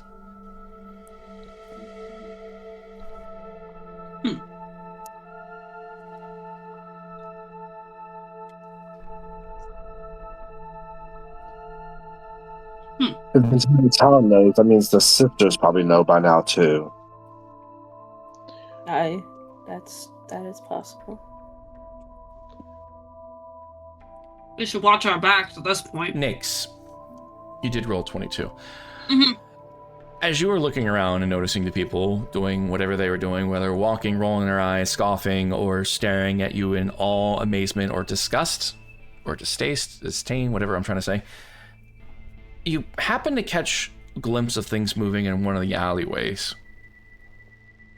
And upon further investigation, of squinting your eyes in the direction to get a focus on what it was you just seen, you swear you just seen some weasels in the alleys. No. Okay.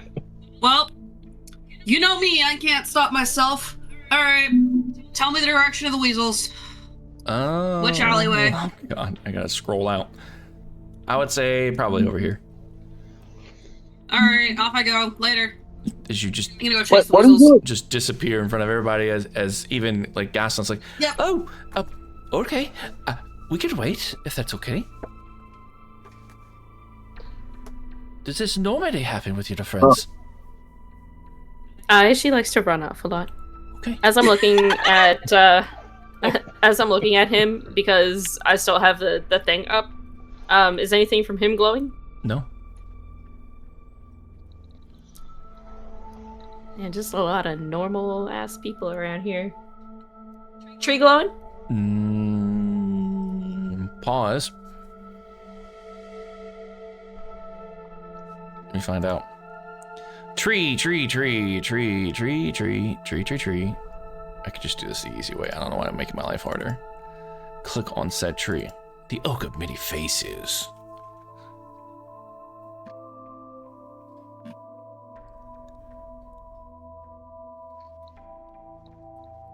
No. Does not appear to be having any aura of arcanic or magical features.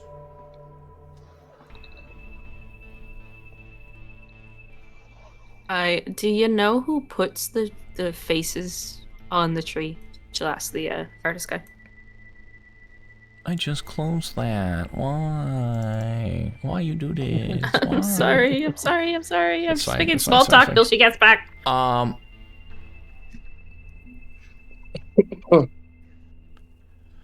He goes, but of course, who is the one that exactly carves the faces into the tree? I don't know. But I can tell you with each death of any one of the followers of the old ways, a new face is carved into the tree. It specifically has to be a follower of the old way. Nods. Aye, the faces of the slain are in the bark of that tree right there. And over the years, the tree has collected many faces.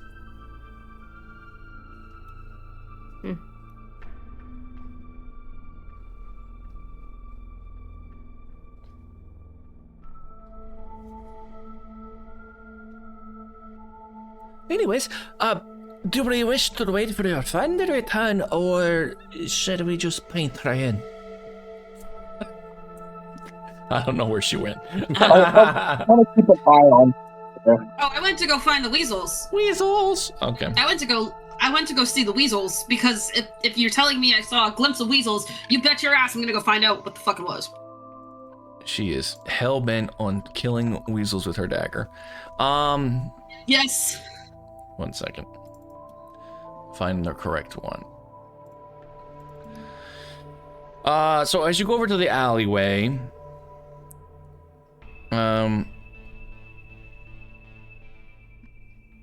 where did I? Okay. You run over. You quickly, hastily walk over there, and as you approach, you can see them stand up on their hind legs, look at you, and kind of like this "oh shit" factor, start running away. Are they all just running in different directions? Yeah, they scatter like weasels would, hiding under trash cans. One goes under a house. One just beelines it to the northeast. All right. So as they start scattering, she kind of does a sigh and then starts making her way back to the tree where everyone else is, and says a few quick apologies, like "I'm sorry, something caught my eye," and goes back to posing for this picture that he wants to paint. All right. Does anyone else have anything else they want to question him, or is he good to start painting? Before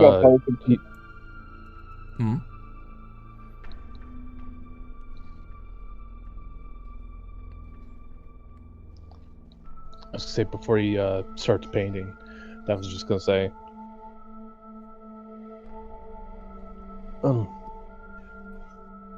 If you find out the name of the person who's been calling, perhaps I could give you a little information that no one else has about us yet. Find out about the person who was calling? Oh, you're talking about the screaming in the middle of the street? Yeah. So you're offering to barter information for information, is that what I'm hearing correctly? Yes. And you see him smile and quickly like licks his finger real quick and then like uses that little bit of moisture to like kind of push his hair back behind his eye or get out of his eye and put it behind his ear and then leans over to, What kind of information are you willing to share, sir?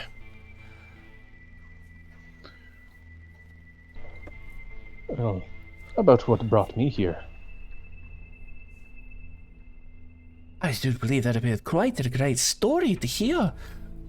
What is it you were asking in return? I'm sorry, I might have forgotten already.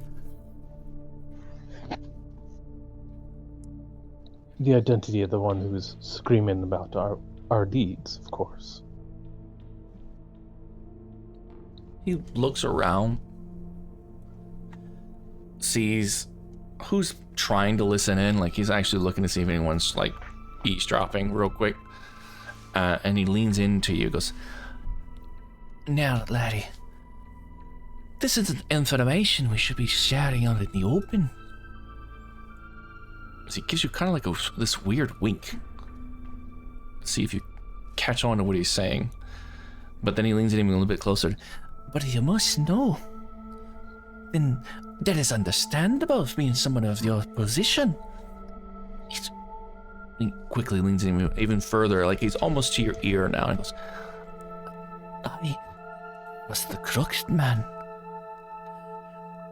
The crooked man himself was screaming in the streets of your achievements last night. And we convened, as we should, to see that the rumors were true. And here you stand before us.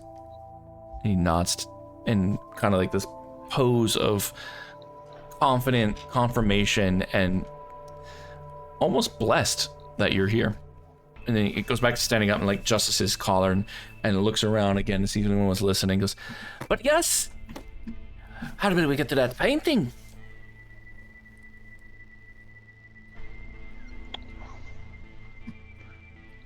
Right. And if he insists on doing the painting, then Davos will go into a pose okay, for it. Are we posting in front of the tree? What are we looking at? that's what you guys, whatever you want. Okay. Whatever you want.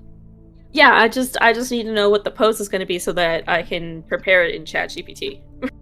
I think we're all standing in front of the tree. Oh yeah, I'm gonna give you a beautiful. Nix is probably like having her lyre. Look at the Nix is picture. probably having her- Look at the picture I put in artwork, Chad. Okay, give me a second. Artwork. Whoa! Ooh, yeah, that's pretty cool. I like how it even has the That's moon. awesome. Yeah, this town is not spooky at all or anything. Okay, so if we are ready for painting time, you guys all stand in front of the tree with whatever pose you want, and Gaston goes to work painting your portrait, and you can tell by the amount of concentration in his eyes between going back between the canvas and you and back between the canvas, he's taking an extra step and trying to make this look as best as he possibly can. And as an hour or so goes by, you guys don't want any interruptions, he ends up finishing.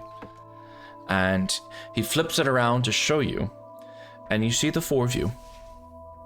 And you have the tree behind you, which is ominously large in the pale moonlight night. It's not night, but pale night sky, and with the governor's mansion or the mayor's house right behind you. But the tree gives this ominous void of a feeling when you look at it. Like it's watching you from a painting or some type of presence like gives you that sensation. As he's holding it up to you with a giant smile and says, "Hey, what do you think?"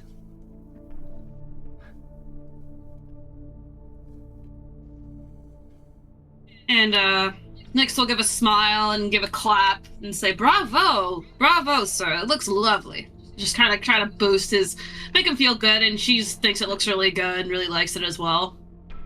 And he smiles and gives a small little, like, gratitude of a bow, and he goes, "Where did you like me to put it? It's gonna need a few hours to dry, of course, but perhaps somewhere indoors? If you'd have a room in the inn, I could place it in there." And she'll look at the group, and she'll say, "If no one wants it in their room, I'll keep it in mine. I love the arts, you see."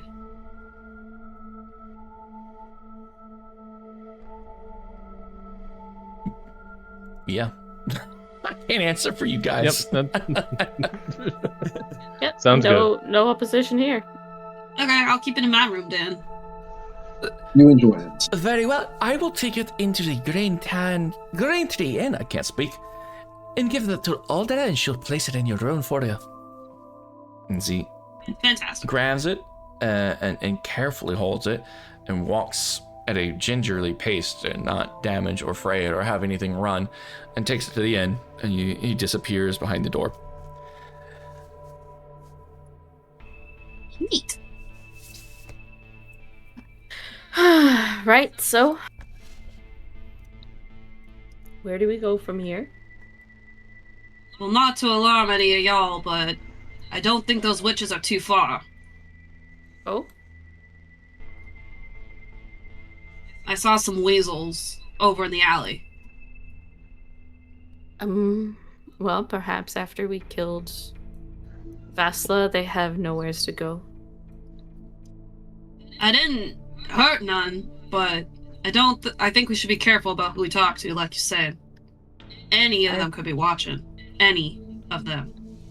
They could be telling other people things. Who knows? Perhaps we are too paranoid. She just kind of like leans back for a second, like thoughtful, like, oh, I don't like this.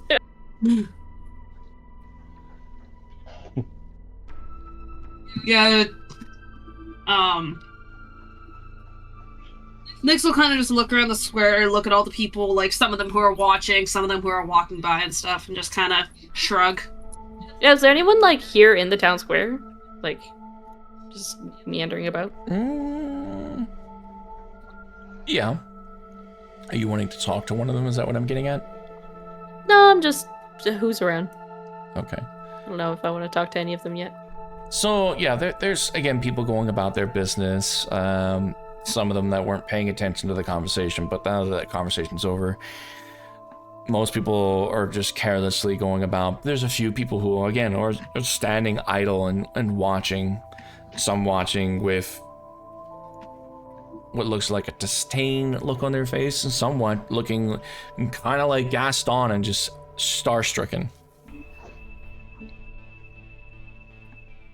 But some of them, when you make eye contact with them, quickly look down at the ground or look somewhere else, like trying not to draw attention to them.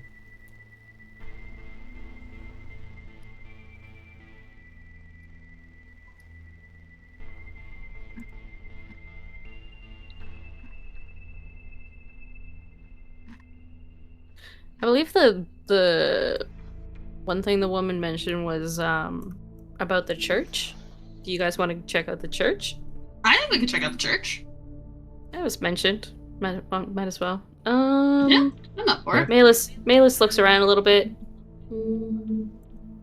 Depends on which. Where was the church? Which church are you wanting? I think there's two actually. Hang on. Because there's this abandoned church over on the far north or far west. There's that one. It's a pavilion. I actually might be mistaken. That might be the only church. Yeah.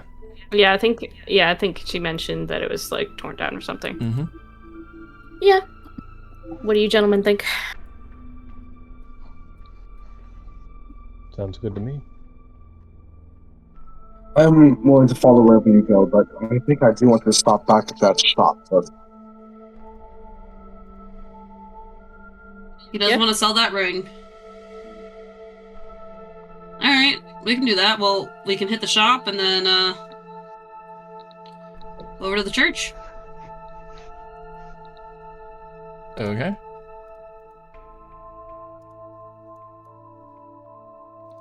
Well, you guys are right by the trading post, so I'll just save you having to travel. You go into the trading post, and my thing's not working. Come on, you can do it. There we go.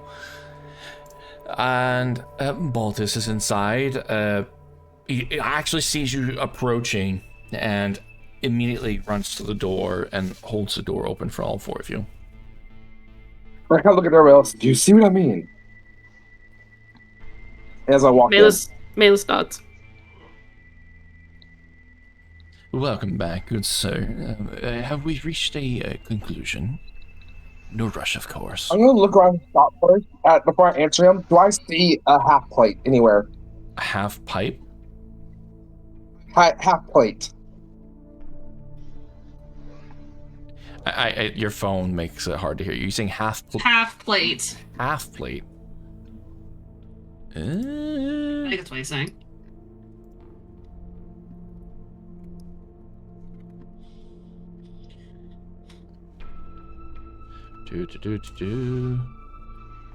What?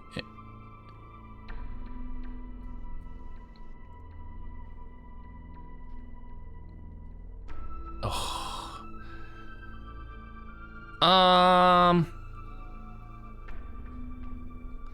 Let me figure it out.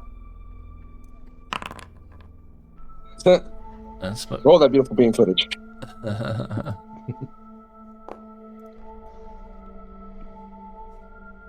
So you look around the store and you know what you're particularly looking for. So you're ignoring a lot of the other stuff throughout the store, and eventually you get to rows of displays of leather armor, chainmail, you know, what looks like expensive plate armor, and some scale mail, etc., etc., etc.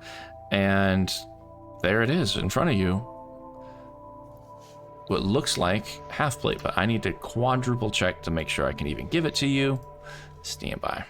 Oh, what's the rest of you guys doing while I look? Meandering over to the church. All right.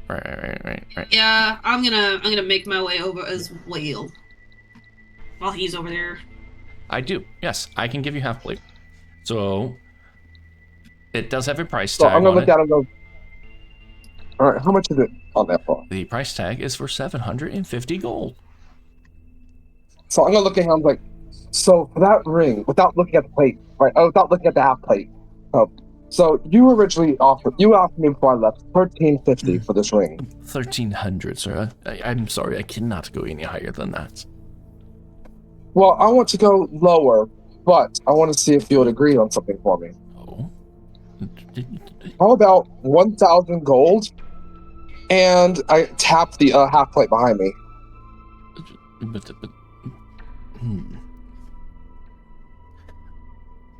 You will never see a ring like this make ever again. I agree, sir. I truly do agree, but I would be at such a loss if I was to make that deal. The math is math, and that's 1750. Huh? Yep. Oh, I know.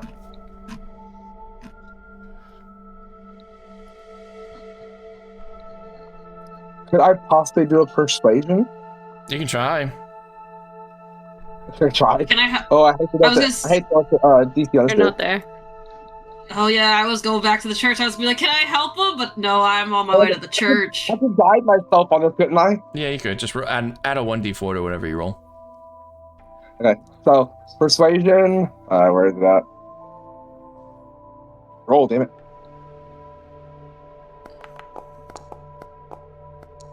Yeah, I don't think that's gonna work. Ooh. And then a D4. Yeah. Oof. Yeah, he 12. He looks really upset that he's Okay. having to reject your offer because he doesn't want to, but at the same time, he knows how much of a hit this would be to his business, and he was...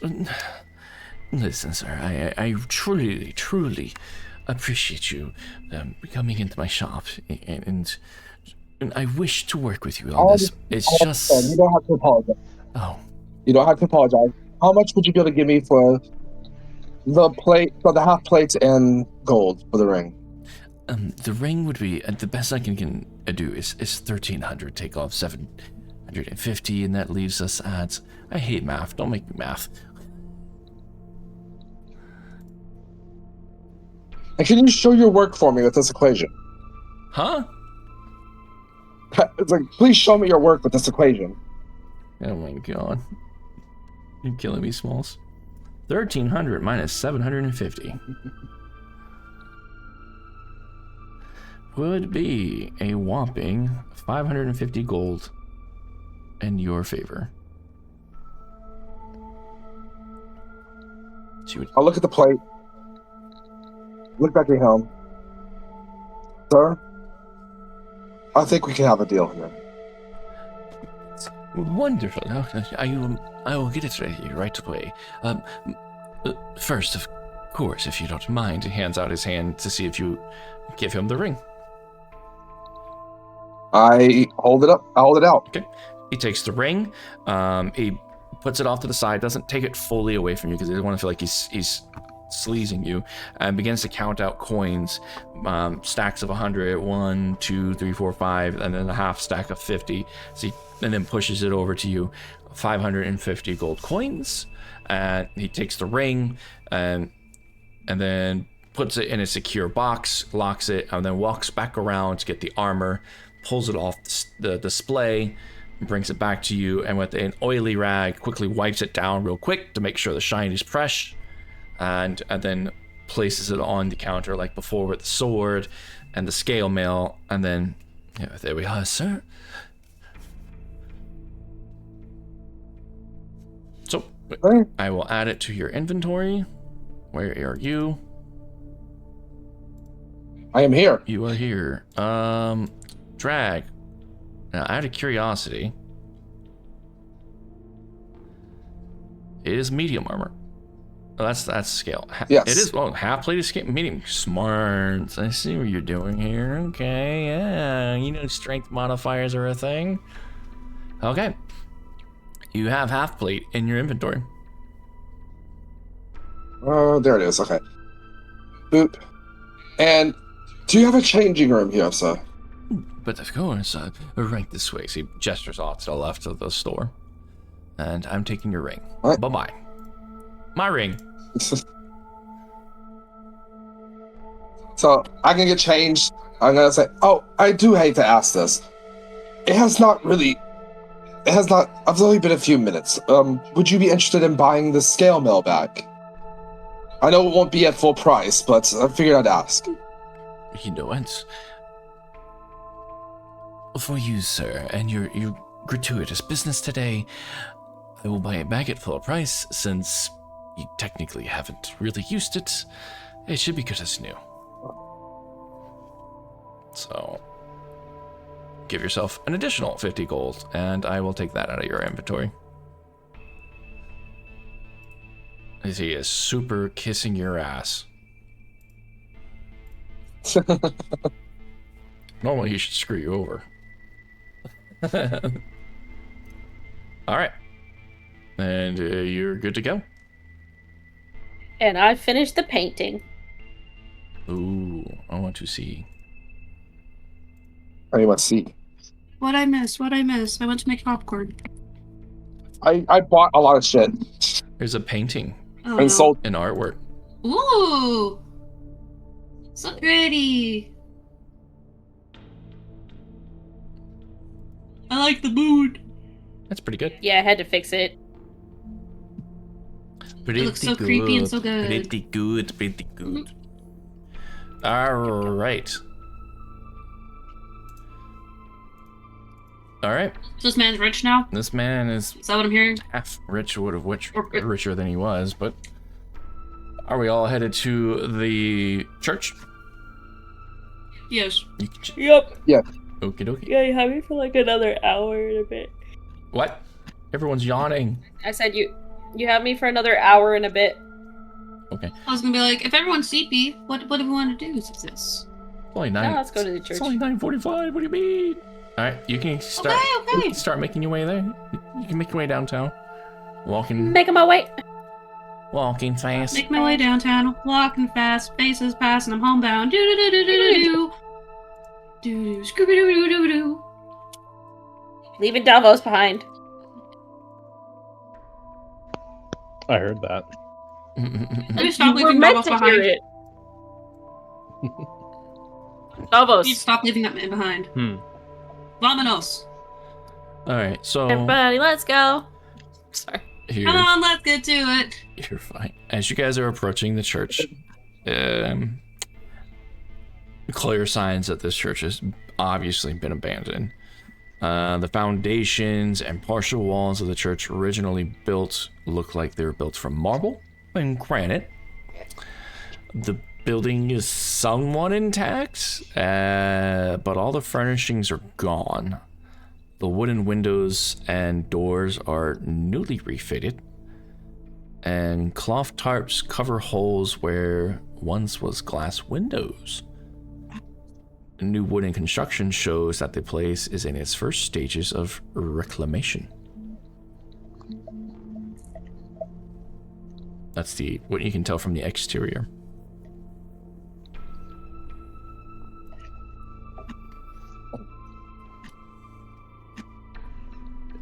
Can we tell who was worshipped in this place? Depends. You want to go further in, or hang around outside, or Yeah. I want to go in. you want? Let's check it go. Yeah, sure. Let's go in. Okie dokie. This is the guy who's down in the town square. Get up here. I can't drag you with this computer. DM, Yes. just real quick, can I have you do me a favor? Well, I don't want to say what it is over chat, but could you look at my spells under the additional spell? Is that supposed to be there? Probably. Let me see. When did that get there? Today. I never noticed it till just now. No, that is definitely not supposed to be there. Let me check over your kit just to make sure something didn't goof. There's holy Batman. Right? I mean, I'll take it, but Yes, if you look at your green ribbon, you will find your answer. I don't remember that being part of the green ribbon before. Go take a look at that. Anyways, where were we?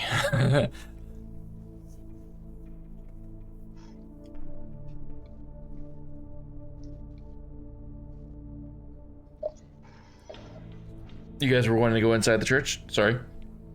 Yes, please. Yeah. Okay. Stretch break. There we go. Stretch over. Okay. As you enter into the church through the door, the main door, you can see ahead of you is the altar. And watching over the altar is an 8-foot tall statue of a praying knight with a sore grimace on his face.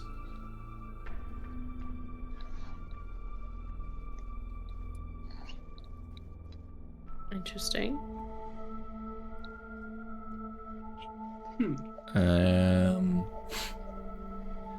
Off to the side, there is a young, a man, a human, kind of minding his own business.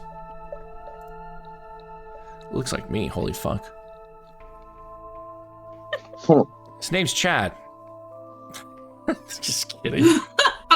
all right. All right. I immediately attack. Wow. That was crazy. I joke. I'm kidding.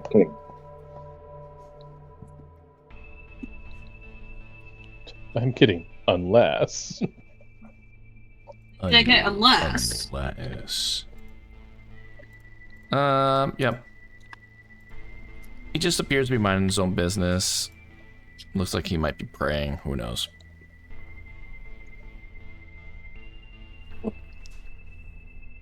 Right? Okay. Maybe let's take a step forward, go Wagwan. Looks over to you, goes, Wagwan, do you do? Aye, what you doing? Oh,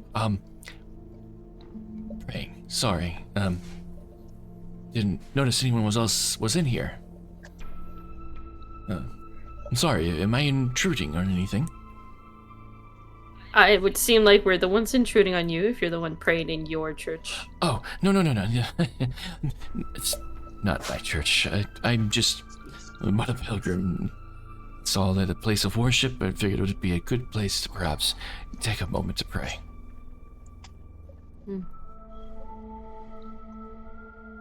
What's your name, boy? My name is Weston Murdoch. It is a pleasure to meet you. Reaches out to kind of gesture a handshake, but at the same time, see if you will answer in reply of what your name is. My name is Malis. And she'll like reach forward, take his hand. It is a pleasure to meet you, Miss. And he actually cups your hand like a gentleman would, where it's like it would like almost was like kiss your top of your palm, but doesn't do it. He's a very polite individual. And are you here at the church to pray as well? No, I don't think so, boy. Oh. Who is this church for? That is a peculiarly good question. I'm still wanting to find the answer for myself. I've asked several folks in town, and no one seems to know the answer. Most of I've gathered is that the church, whoever the church was originally dedicated to, has long been gone forgotten. But, I came here with my wife, Joan, and my children, Peter and Charlotte, and it's a place of comfortability. So we do come here once in a while just to find a tranquility and peacefulness of worship.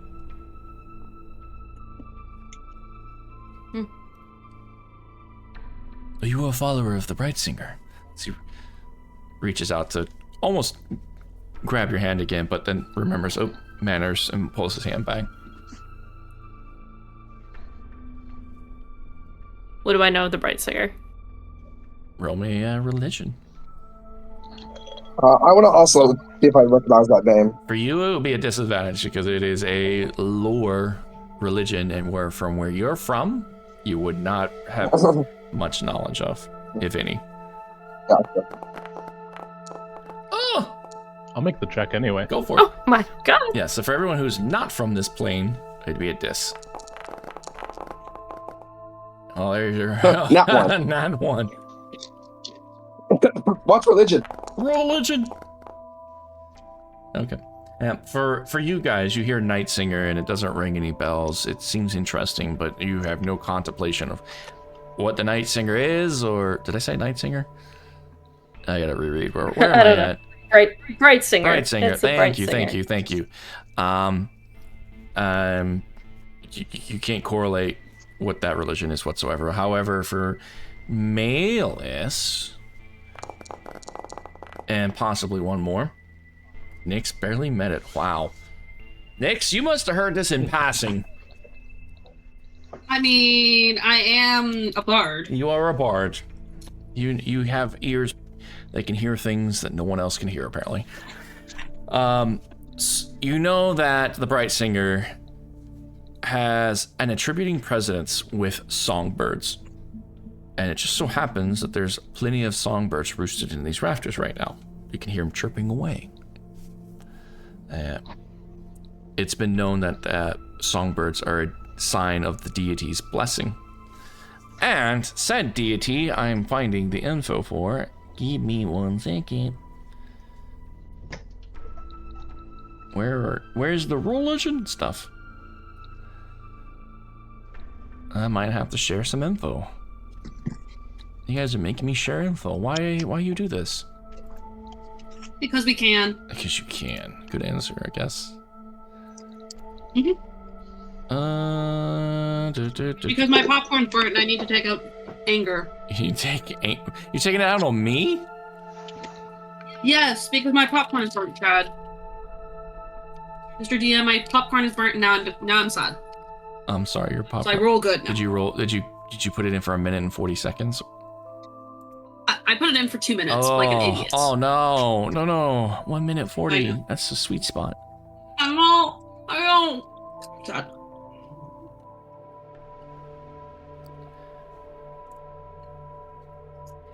I don't understand why I'm having such a struggle bus finding this when I found it so easily last time. Continue conversing while I figure it out. It's 1 minute. Just like control. Press It's Control 1 minute F. 40 if you have a high amount of wattage on the microwave. If you have a low amount of wattage on the microwave, you want to. Control F doesn't Press work. Control F and put bright. It doesn't work. Really? It doesn't work? Mm-mm. Oh shit. Well, unfortunate. Unlucky. Yeah, I know. That's my life.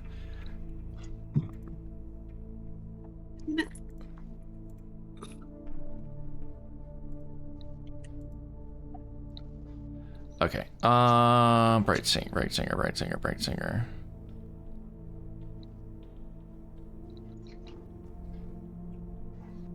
The Bright Singers. Okay.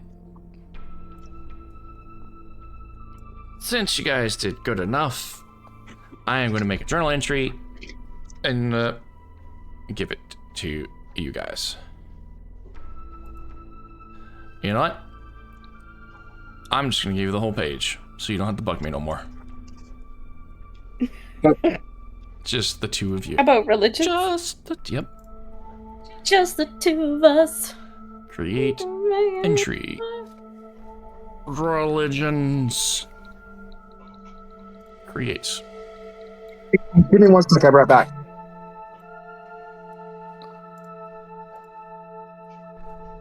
I forgot this is painfully annoying to do at times.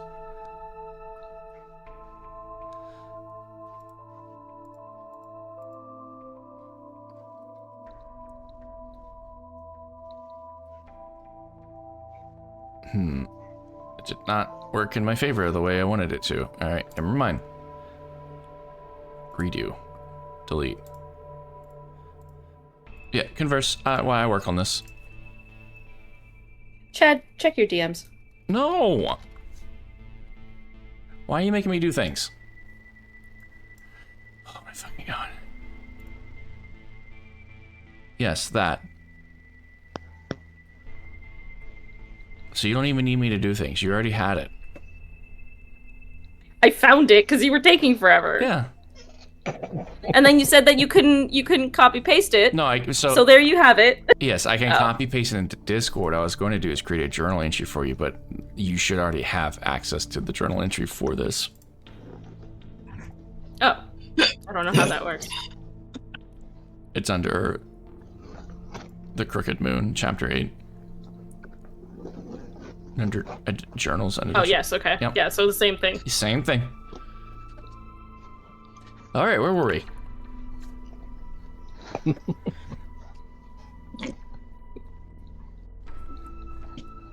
We were asking all kinds of questions about the religion. Uh-huh. So I think the last question was Weston was asking, are you a follower of the Bright Singer? As he was saying that to Malus. No, boy, I'm a follower of the old ways. Oh, I see. And quickly pulls his hand back and then brings it back to himself as well. One way or another, we all need to find comfort in something to pray for, I suppose.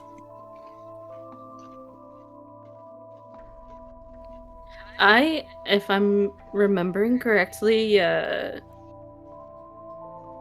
your beliefs are all about finding the good in most things. He nods. Confirmation.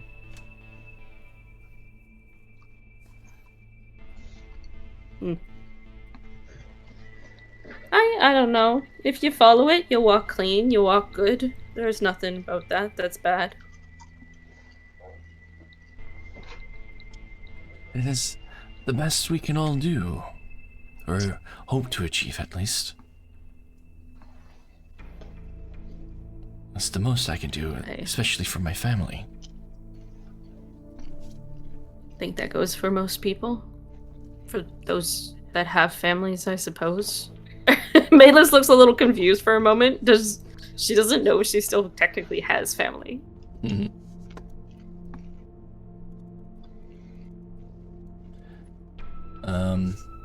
Well, if you don't mind, I would like to return back to my prayers, if that's okay. I look to the group. Mm-hmm. Well, And that was then, Weston too, yeah. Yeah, no, I know. Yeah, I'll look to the group and like shrug, and I suppose there's nothing here.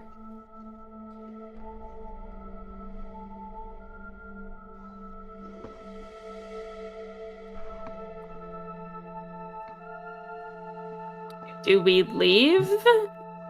Are you guys here? Yeah, sorry. Brain's very. It's been a week. It's been a week. Okay. Where do we want to go? Do we want to go? She did mention something about a funeral home. Somebody is chewing on food. Or do you want to?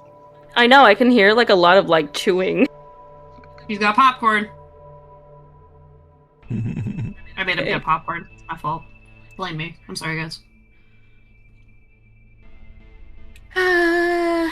Yeah. Do you want to go back to the funeral parlor? Like, we can go to the funeral parlor and see what's there. Oh my god, I can't do shit. Funeral parlor. We can go back to the inn. We could try going back up to the house. Maybe the house is better. I don't know. Yeah. Maybe they're Druskenwalds. Just doesn't really feel like we're really needed here in town anymore. Should we just move on? Maybe. We That need could to be find true. those other sisters. Yeah, true. I wonder We if need- anyone in town knows anything about them. Do you think the apothecary might know? Maybe. You want to head to the apothecary and ask questions? Welcome back. Sorry about that. Sumadre called. Very important. Importante. Yeah. Yeah. Yeah. We're trying to decide where to go. Yeah, there's nothing at the church, so we're trying to figure out where to go next. Gotcha. We're thinking we need to find these other hags or witches or whatever. She thinks that going to the apothecary might, maybe they have some answers. Or we could go back to the, or we could go back to the Green Queen Inn. Anyway, so it sounds like a good idea. Okay. Davos?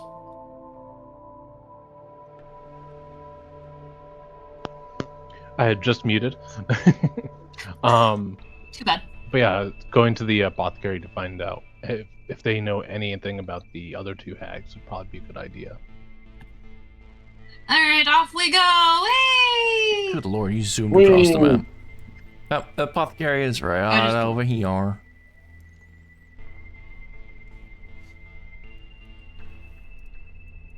Okay, and away we go. We're off to see the wizard. Hey look, Davos is one of the first people here! Whee! Good job, Davos. Proud of you, buddy. Alright.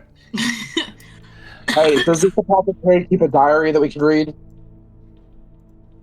Huh? Yes, this fellow. Yes, this fellow. Oh, the Weasley. The weasel. The Weasley. He looks like a That's what- little Weasley. As you guys enter into the apothecary, the shopkeeper Morgan is there, and busy mixing something on the desk as he looks up and goes, hello, and accidentally spills everything on that he was just working on. He goes, trust. Well, it'll take some time to get out of that. Hello, can I do it for you?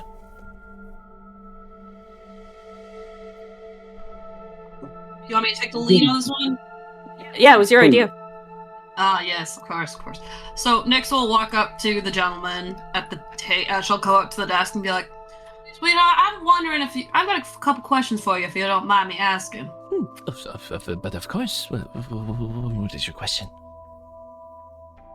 So, we're wondering if you have any records of people you've sold ingredients to. We're trying to figure out.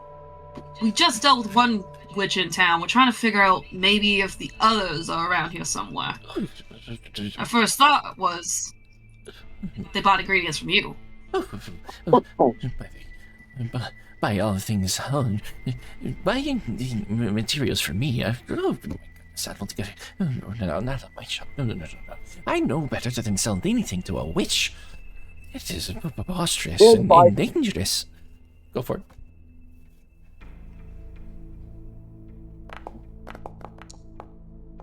Very nice. It 17. appears he's telling the truth. Now, sweetheart, I know you know better, but they maybe could have gone under a different alias. And I want to try to persuade him to give me a book of records, like, of anything he's sold anything to. Okay. You can try. And she'll say, we won't be upset if that's the case. I'm just curious. Okay. So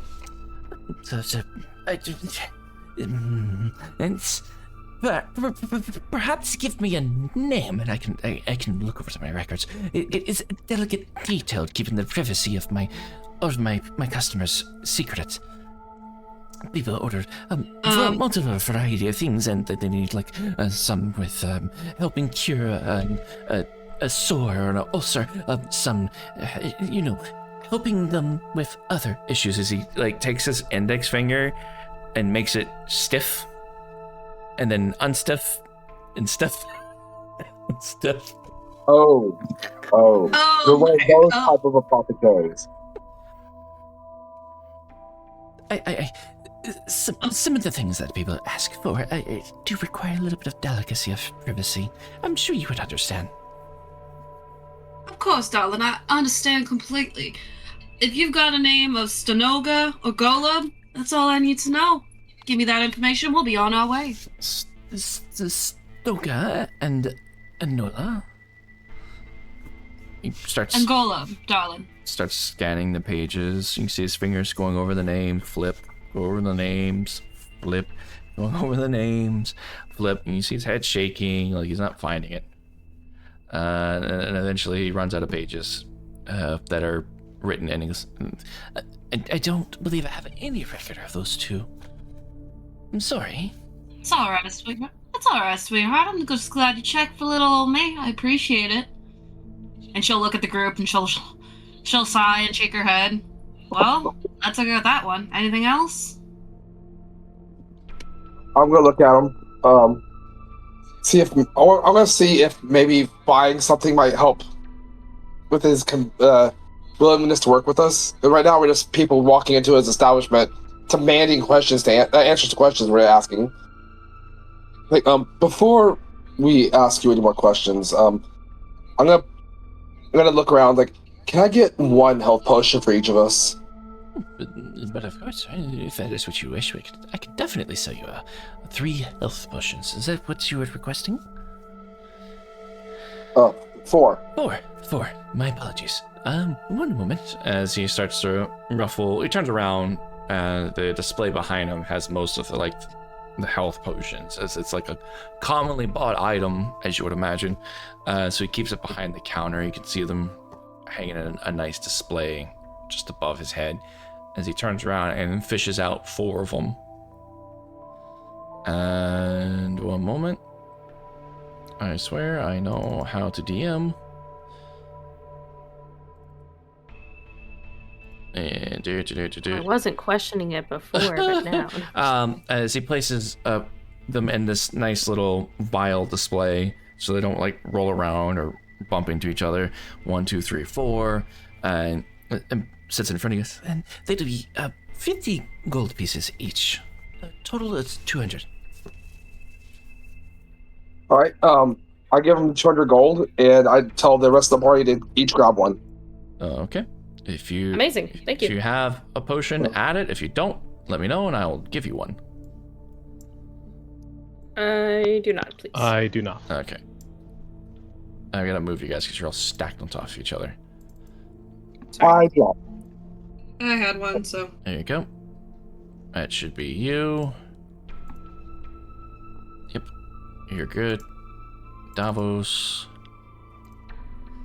You do not. You got one? Did you already take the 200 gold out, by the way? I did take 200 gold out. Okay. Very good. And I do not have the health point. You do now. Yeah, okay. Bada boom. Okay. I'm gonna look at him and go, and now, if you could, please, try your best to answer any of the questions that the ladies have for you. Of course, good sir.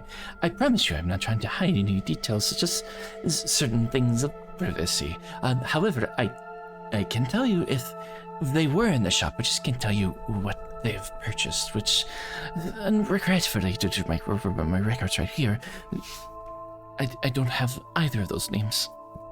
You sure those are their names, though? Were they called anything else?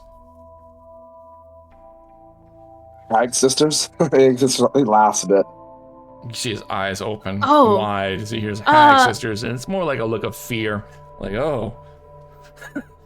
That's serious. Wait, didn't she say something about, They do have a name. I read it! Oh, what was it? The Coven of... The Vermintol Coven. Vermintol Coven. Yes, that's it. I got you. Does that ring a bell? Morgan, I might need you to do an insight check. To yourself. Actually, What? no, because I don't even know if he knows it. It doesn't tell me, so... When in doubt, let the dice do the decision. Can you please roll? Hello? Yes? Okay. You know what? This is ridiculous. I'm adding a +2 to this.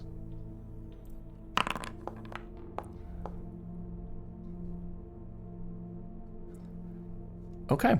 And just, I want to ask this above table because I've noticed this, I've never brought up for some reason. In my priest pack that we started the game with, I have a lamp, but I didn't have any lamp oil. It might be in your adventure pack? So I'm looking at my priest pack. I got the lamp, I just don't have any lamp oil. Okay. Sometimes they don't give oil. I don't know why. Don't ask me weird things. Okay. Let me... Where does priest pack come from? Acolyte? No. Yeah, it was Acolyte. Acolyte didn't give you a priest pack. It must have been cleric.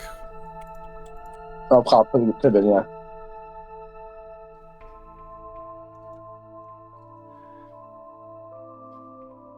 Oh, I'll double check on that. Alright. Because, yeah, that's interesting. Anyways. I'm actively looking that up, but yeah, you can carry on conversations. What was the name again?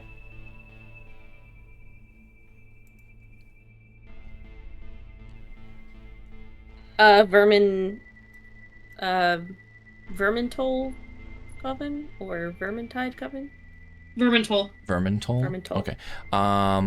No, your priest pack does not come with oil. That's kind of shitty. Vermintol. Okay, so you say Vermintol Coven, and his eyes just immediately go wide, and his face even goes a little bit pale, and goes, "Oh, dear goodness me, please. No.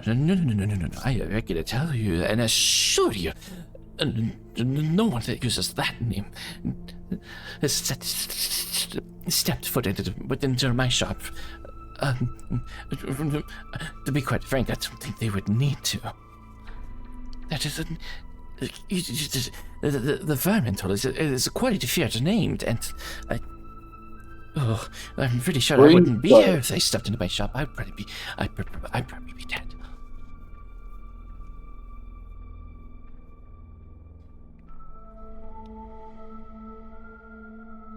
Do you know anything, any rumors, anything about where they might be? You can tell he's actually a little timid when you bring this up, as far as the Vermintor. As soon as you said that, like the light bulb switched on. He goes, and he shakes kind of like in a panic of small amount of fear, perhaps even.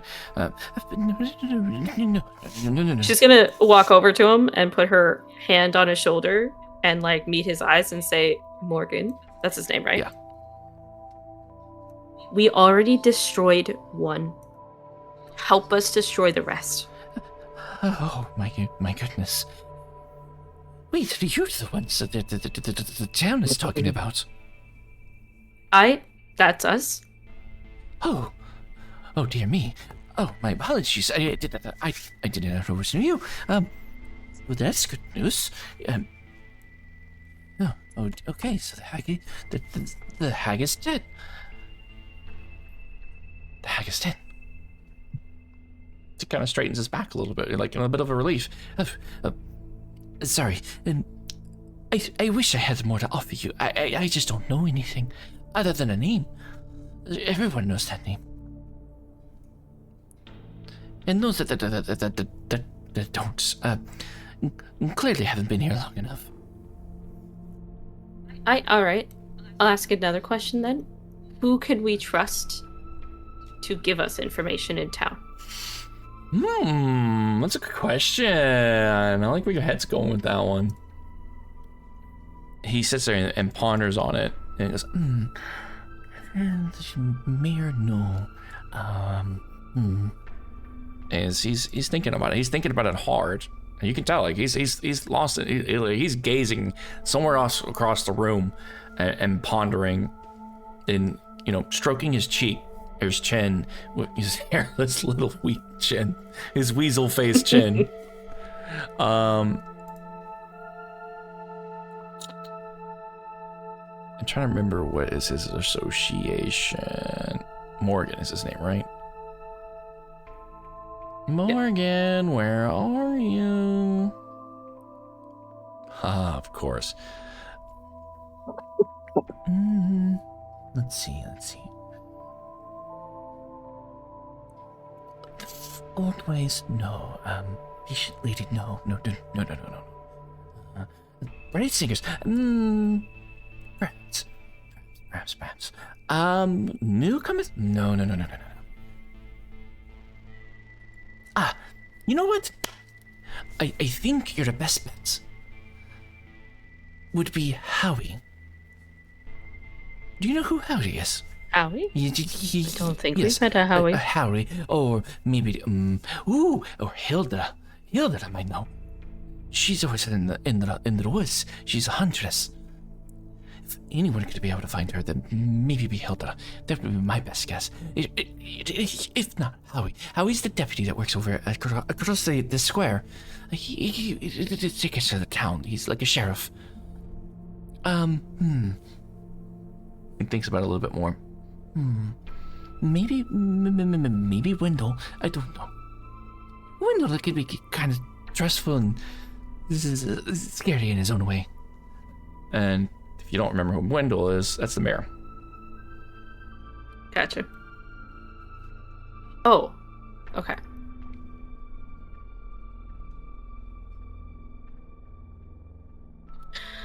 Okay. Sorry, I can't be much more help than that. I particularly suggest staying in my shop and make concoctions and things. My work keeps me very busy.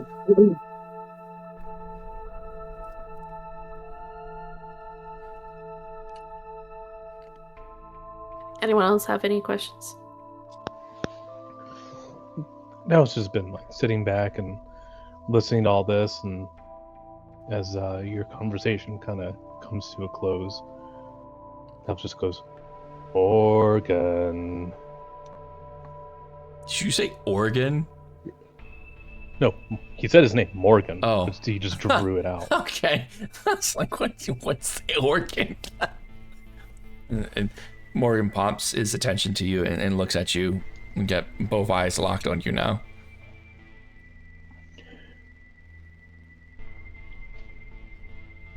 When presented someone with a name, they don't get very emotional to it. A name is just a name. You're getting very scared at the drop of a name. So what's got you spooked? What do you know? Whoa. What in particular? I'm sorry, I don't think I quite understand the question.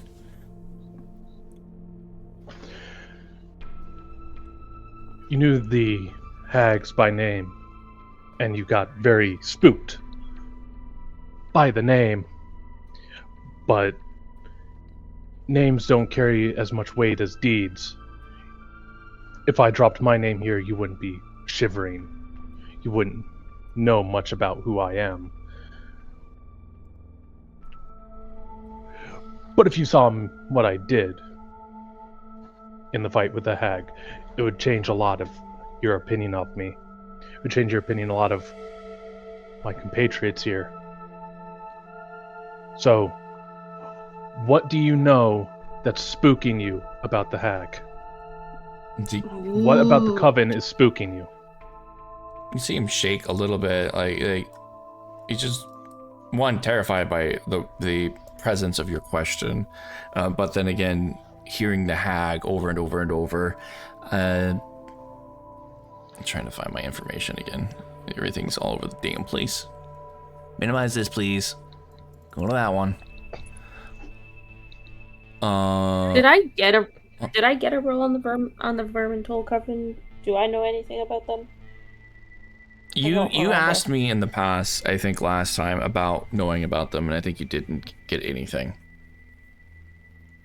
Okay. Because it was written on the walls, remember? And you were like... Yeah, but when I saw it, did I recognize the... Mm-mm. I think he rolled pretty crap on it. Okay. Yeah. Sorry, back to Morgan. Morgan looks... Sorry. Listen, I swear, I don't know anything about the Vermintol. I just know the name. And all of the whispers and rumors that come in and out of this town that ever speaks of them only speaks of terrible things. Horrific things, nightmares, things that make you not sleep at night. So people have come in and they've spoken rumors. They've said things about them. Do any of those rumors or things have locations tied to them?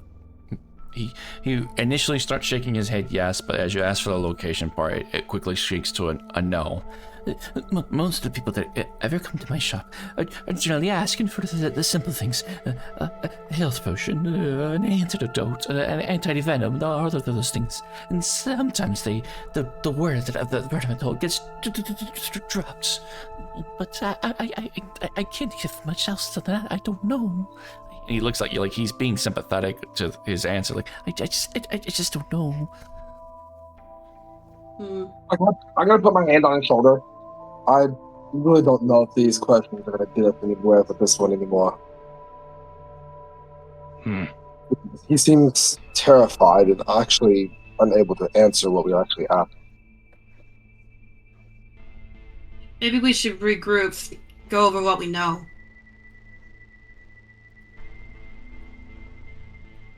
Before we Nyx leave, is I want gonna to pick start- up. Oh, Yeah, go ahead. as they're leaving, I'd like to ask him for a couple of things to buy. okay. Can I get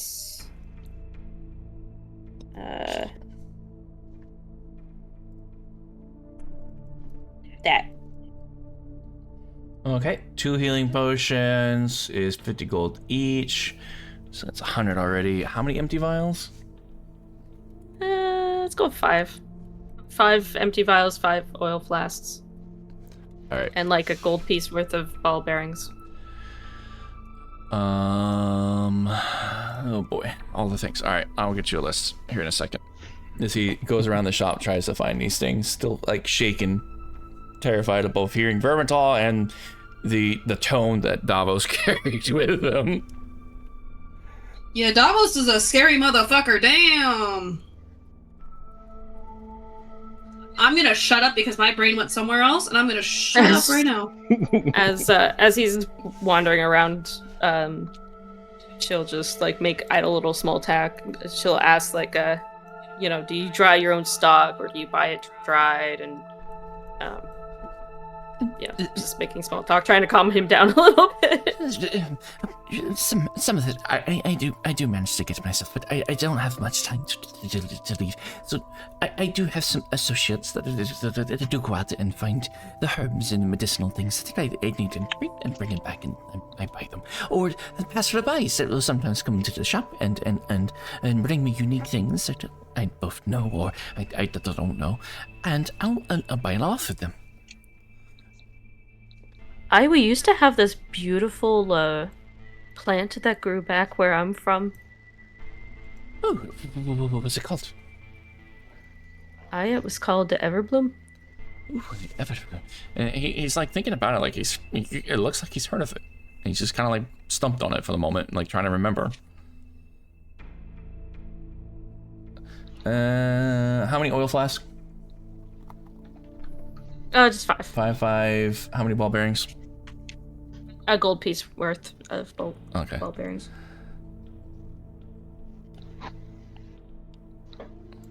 Alright, so we're up to 105, 105.5.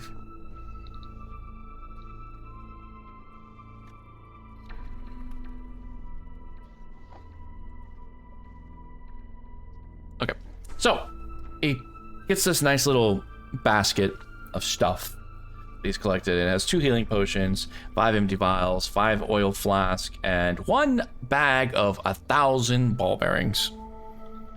1,000? No, that makes sense. Never mind. And the total comes up to, as he's punching it all in, and you see him counting in his head. That was 100 for the healing potions. The empty vials are 100 gold each. There's 5 of them, so 5. Oil flask was 5 silver pieces. And 1 gold for 1,000 ball bearings. So what is that? 106.5? The radio station? 106.5. It's a 106.5 in every state, let's be real. Yep, so 106.5.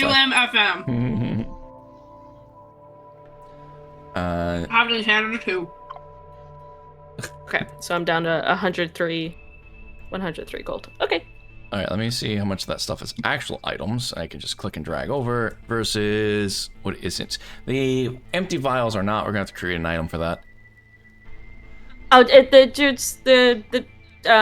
come in the herbalism kit that I have. Oh, okay. Can you click and So I'll just no, it just in the description of herbalism kit there is vials there. It's just RP. I wanted to grab. Right. Yeah. So for future reference, we just know they're in the herbalism kit. Do you have oil flask already in your bags? I do not. No. You do. It's in your explorer's pack. I'm gonna add 5 more. Dude. Oh, okay, perfect. Bring it up to 7. Ball bearings. That's always a fun one. All the shenanigans I have done with ball bearings. My favorite. That and caltraps. You're right. I put these in your explorer's pack as well. Thank you. Okay. Alright, well, ignore that. It's gonna say 1. Just know that there's 1,000 ball bearings in that pack. It should say it. Maybe not. Okay. You have 1,000 of them, but if I add an actual 1,000 to it, your weight's gonna be through the moon. Healing potions, did you already add those? I did not, but give me 1 second. I got Because I'm already at 2, so I'll have 2 more. Oh, okay. Alright, I think that's everything. Yep. Anything else I could help you, everybody. Anything else that is needed? No, I think this is good. And she like puts their bag back on. It is heavy. Yeah, you are carrying some weight there. I know. I need to take some of it off. Where could I lose some weight here? Definitely the. Wait. Nix's bag. Does stuff like? Do you feel weight in that bag? No, I don't think so. Yes, you also Can I have throw some shit in your bag? Just dump all your rations in her bag.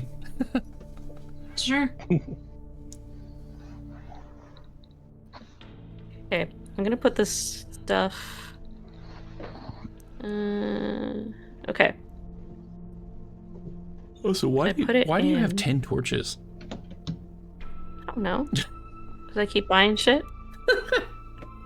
Where do you see You'll 10 find out. torches? It's in your explorer's bag. You have 10 torches. Yeah, I do. In case you want to juggle. Yeah. In case I drop one. I don't want to pick it back up. Gross. Yeah, just find another one. Can I click and drag stuff over to people? Is that a thing? No, I have to do it, sadly. I had it, and that mod, and it doesn't work. So what are you wanting to give to her?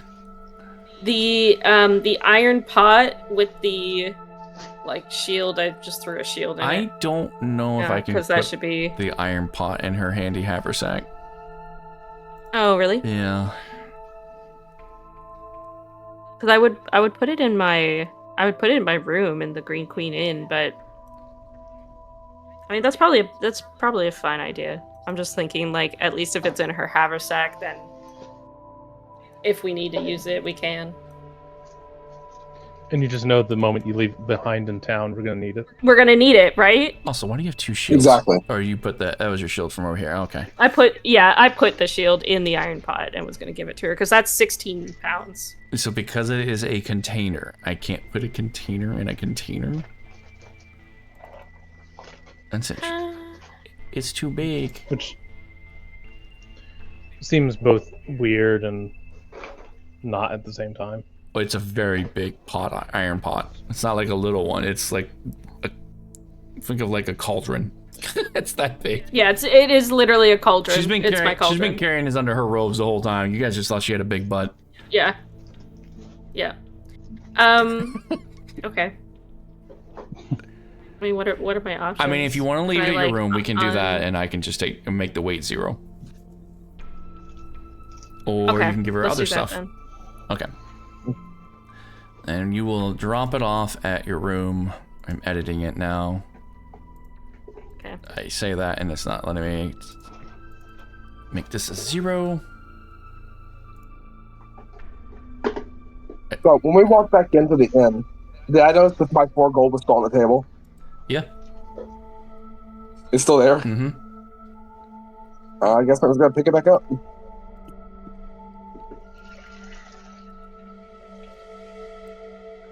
Alright, I have taken 16 pounds off of you. Amazing. So it's there, but it's not there. Mm-hmm. Alright. So are everyone heading back to the inn, or what are we doing? Yes. Well, why are we going back to the inn? Are we not going to try To to find kinda- these people? Hilda, Howie, I was gonna say- Wendell? Oh, do we want to do that? Yeah, we can do that. Because we know where Wendell is. He's probably going to be near the mayor's house. Hilda, he said, would be hunting out in the woods somewhere, so she's probably not going to be super easy to find. And what did he say about Howie?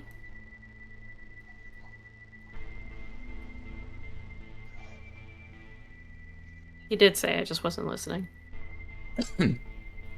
He is at the station, which is across the yes. square.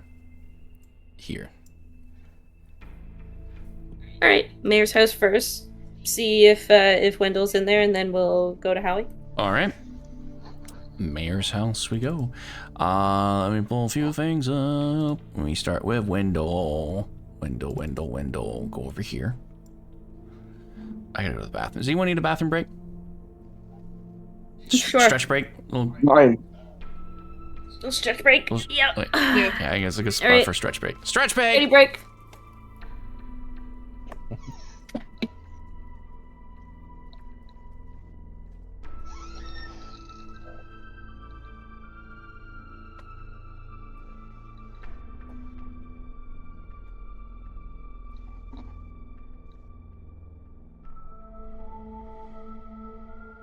All right, let's see if I can actually survive the combat now.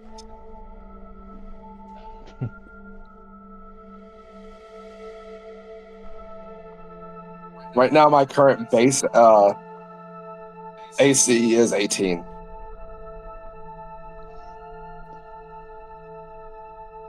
Did If I everyone had leave? maybe.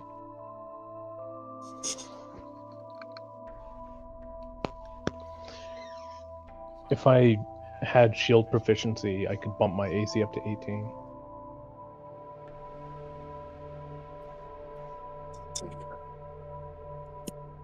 Spells. Where is Shield of Faith? If I do Shield of Faith, I can make it. I can make it 20.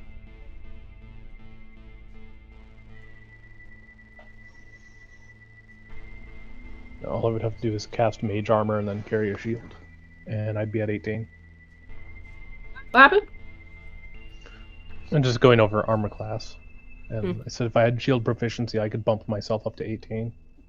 I threw my shield in the friggin' like thing to not use. Because whether I'm holding a shield or not, if I cast Barkskin, I go to 17 AC, so there's no point in me carrying a shield around.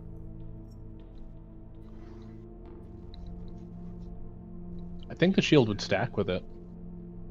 Bring you to 19. Oh, what? Should. Let me read it again, because I don't think so.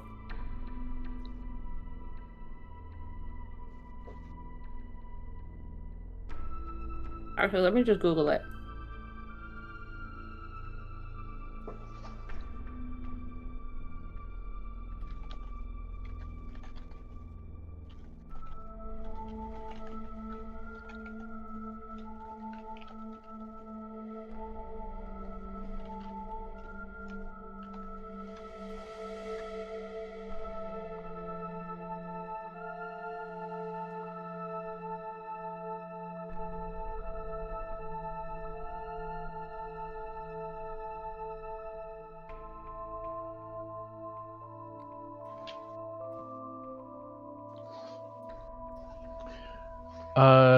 Yes, they stack in 2024 D&D. Yeah, I was just seeing that.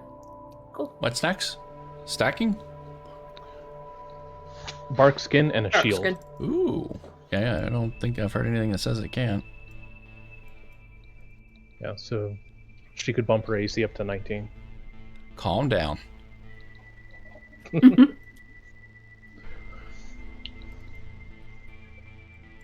I'm just gonna say, Mhm. I have characters on ice that are lower level than us that have higher AC.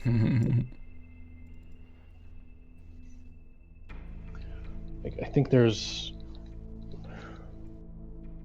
one that has an AC of 21. Yeah, but like, what level are they? 3. Oh.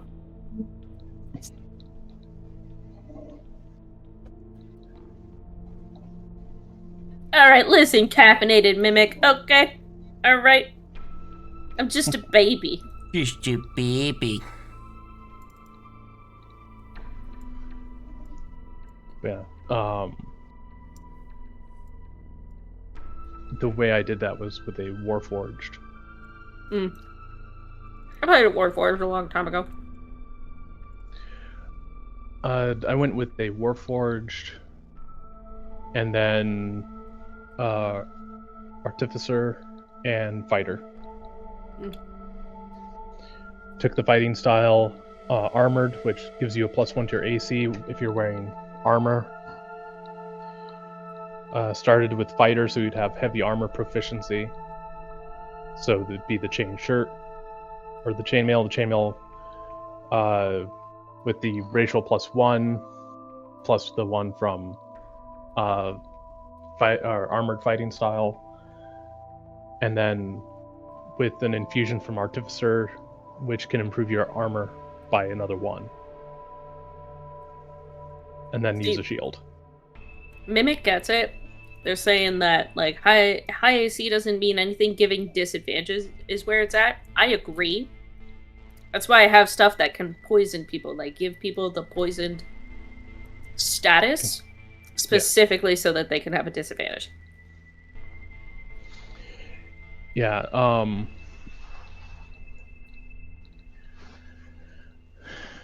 Was everyone back by the way? Yes, maybe. I don't know.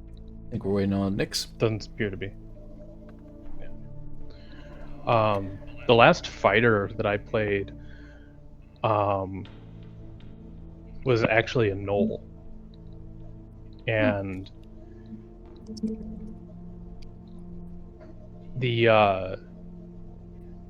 Hi, Will. the style of Sorry. the style of fighting was I went with Battle Master because they get a trip attack, and the goal was on his turn he would move in, trip, and then while they're on the ground hit them again and back away, because he had the mobile feat, so his movement was 40, so he could move 20, hit, and then move back 20. And I was going to go rogue because after tripping someone and they're on the ground, you have advantage to attack them, which would give me sneak attack. So trip, hit them while they're on the ground for a sneak attack, and then back away. And then I was going to go thief because you get an item interaction as a bonus action. And what I could do is, while they're prone after they got hit by a sneak attack, is dump some caltrops on top of them and then back away. What a dick. I use caltrops a lot when I played a rogue. They are fun. Pain in the ass to the party, too. It's just like a win-win. What do you mean you can't get across them? Jump! Well, Mavic was the most brain-dead fighter I've ever played.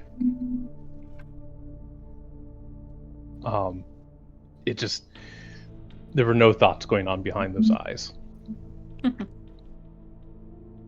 Do we got everybody back?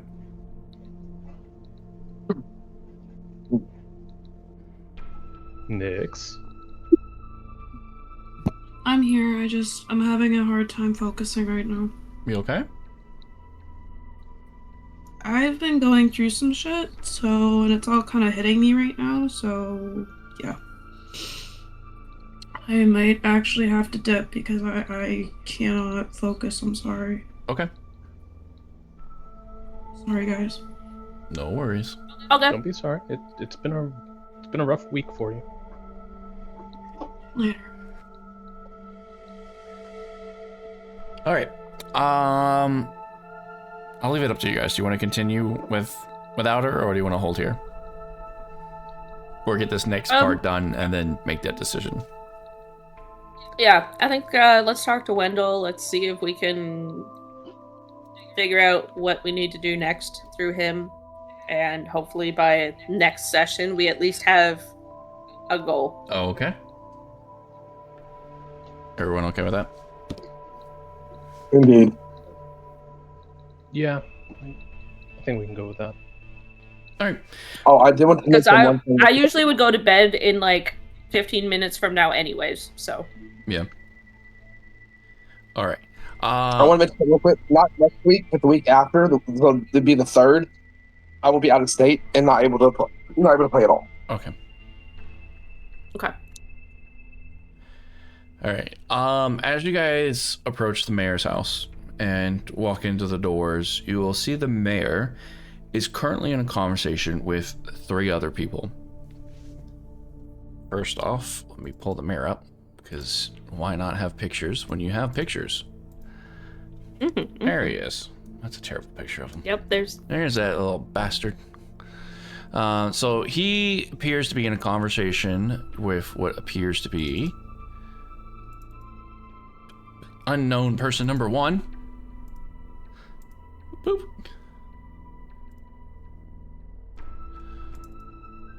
Unknown person number 2.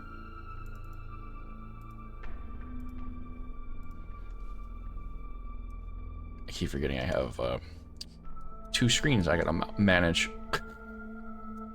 And familiar person number 3. I just closed that guy. Fuck my life. So, Hey! The 4th being Philip. And I have to backtrack and find Daddy Druskenwald. Daddy Druskenfall. God. Let me find the person I just accidentally closed out, because I kind of need him on my screen, because I'm stupid. Thankfully, he's not very far down the list. Alright, so they are currently in a what seems to be concerning conversation, as all 4 people are not paying attention to anything else but what the relative topic that they're having. And as you are getting closer, I'm trying to track shit. Work. You can hear unknown male number 1, the one with the flat cap, is leaning over toward, or currently talking to the mayor, who has Mr. Druskenball standing beside him, and they're both intently listening. And he has this expression of clear concern and urgency. And from what you can tell, as you get closer and closer, he looks close, or as the conversation gets drawn in. He goes, I'm trying to find the exact spot I'm supposed to start.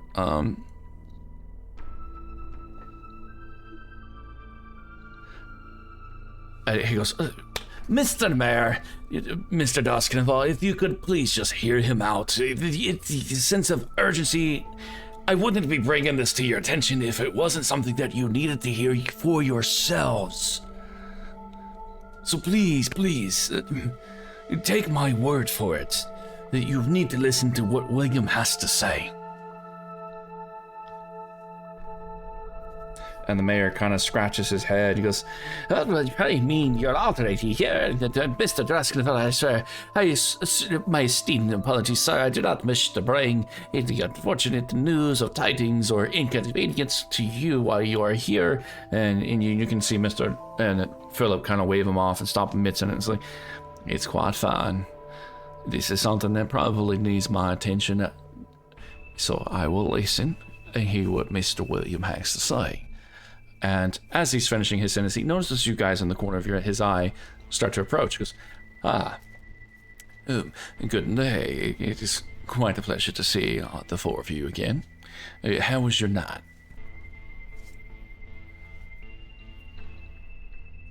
I slept like a babe.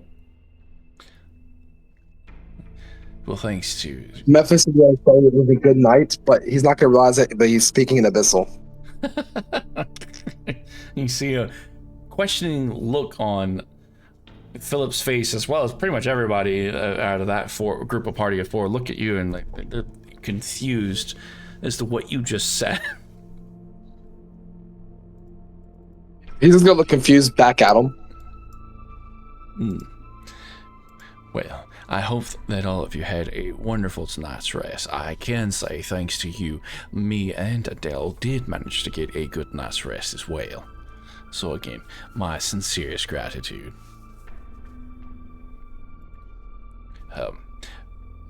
Now, Mr. Mayor, Wendell, whatever the urgency of this matter that Jeremiah's needed to bring to your attention, as well as myself, I'm sure it is worth the time and effort he's gone out of his way to present it to us, that we do in fact listen to it. Very well, Mr. Droskenfall, if that is what you wish. Please continue, Jeremiah. Are you guys wanting to listen in on the conversation? Yes. Okay. Yeah, they'll let us. Yeah, Mr. Yeah, I was getting ready to eavesdrop, Oh. so I'll listen. And Philip, before William could start to pipe up, as he gets a little bit closer, and he's kind of like timid and looking down at the ground. He's very pale and kind of sickly or weakly looking, but as he's getting ready to speak, Philip goes, "These four esteemed individuals are friends of mine. Whatever your conundrum is, they might be able to aid a hand or two or more in helping your situation. So, do you mind if they listen in as well?" And Jeremiah kind of nods his head. "Hey, that would be up to Mr. William Lodge, if that's fine with you, William. I don't mind." And William kind of just slowly nods his head. Like, "That's fine." "Well then, please, Mr. Lodge, do address everybody." And everybody turns their attention to Lodge, which is the farmer guy with the straw hat. He starts to ramble on. It's hard to hear him at first. He's talking about lives over in the next town, which is called Fox Willow. And particularly, he's talking about the village, and that's... He lives on the outskirts of it, so he doesn't know much of what's been going on the inside of it, but he knows one thing, that the crops have been failing, food rations have gotten tremendously low, and a few other things that have been brought up to the attention of him post effect, for lack of better words, that he's overly concerned about and has tried to rush as fast as he could to my brain right now, I'm in the same boat. I can't think. Wickermoor Village, and he goes on to describe these things in detail. And the first one is, after he describes the failing of crops, he goes, "Old Jericho Sticks, the living, the singing scarecrow, vanished from the town roughly 6 months ago. And ever since, town folk have been accusing one another of murdering the beloved handyman and songster." He grabs his head. It's like if he's hazy, trying to remember the details. Jericho Sticks. Are you asking that out loud, or are you just saying that? No, I'll say it out loud. Melis looks at it, like, with a tilted head and go, like, seriously? He goes from rubbing his head, and then and here's, you say Jericho Sticks. He goes, "Yes, Jericho, the friendly straw man came to be, I guess. He's beloved by Fox Willow. He's been there ever since, well, before I was born, I suppose. But he's missing now. He's been missing for months. Ever since. Is he like a harvest born? You don't know. Are you asking me or him? I'm asking him. Give me a second. You're asking the important questions. I'm sorry. No, don't be. I'll find it. Memphis kind of looks sad like harvest born. So she's gonna turn to when she noticed their looks, she'll turn to them and be like, they're like people in the lands that are kind of look like scarecrows. I'm trying to think now. You know, like my little corn dollies that I make. Oh. Right? So Imagine like a wolf. they're people native to the land. They're just they don't really have a heartbeat. They are constructed. I don't actually remember who makes them.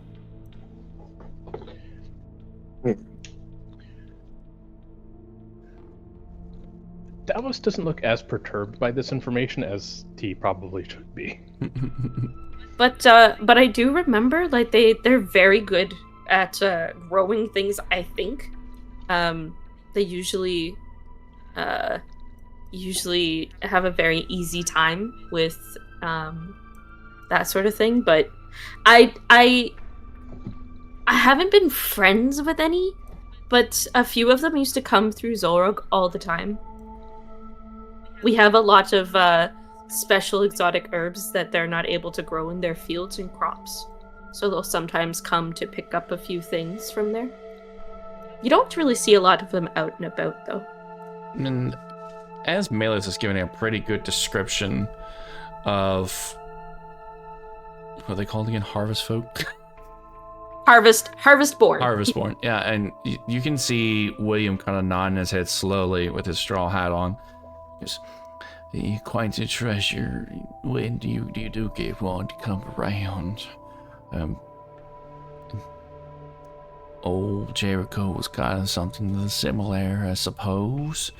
I never really got to ask him myself. He just humbly helped us out with the harvest and the growth of crops. Sounds about right. But he mostly kept to himself. If he wasn't playing his banjo, of course. He was quite good at it. Lovely tunes he would play and made everyone feel quite at peace, and nothing ever felt wrong when he played his old banjo. But, what was I talking about? Right, sorry, I got off track there. As he's trying to, like, remember what he was talking about for going down memory lane of old Jericho. I'm gonna love this chapter.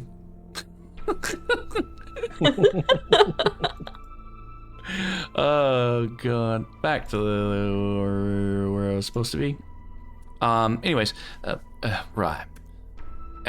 Anyways, after a few months, no one in the town trusted each other, and recently everything started going all wrong. All the crops but corn failed. Livestock started to wither away and die.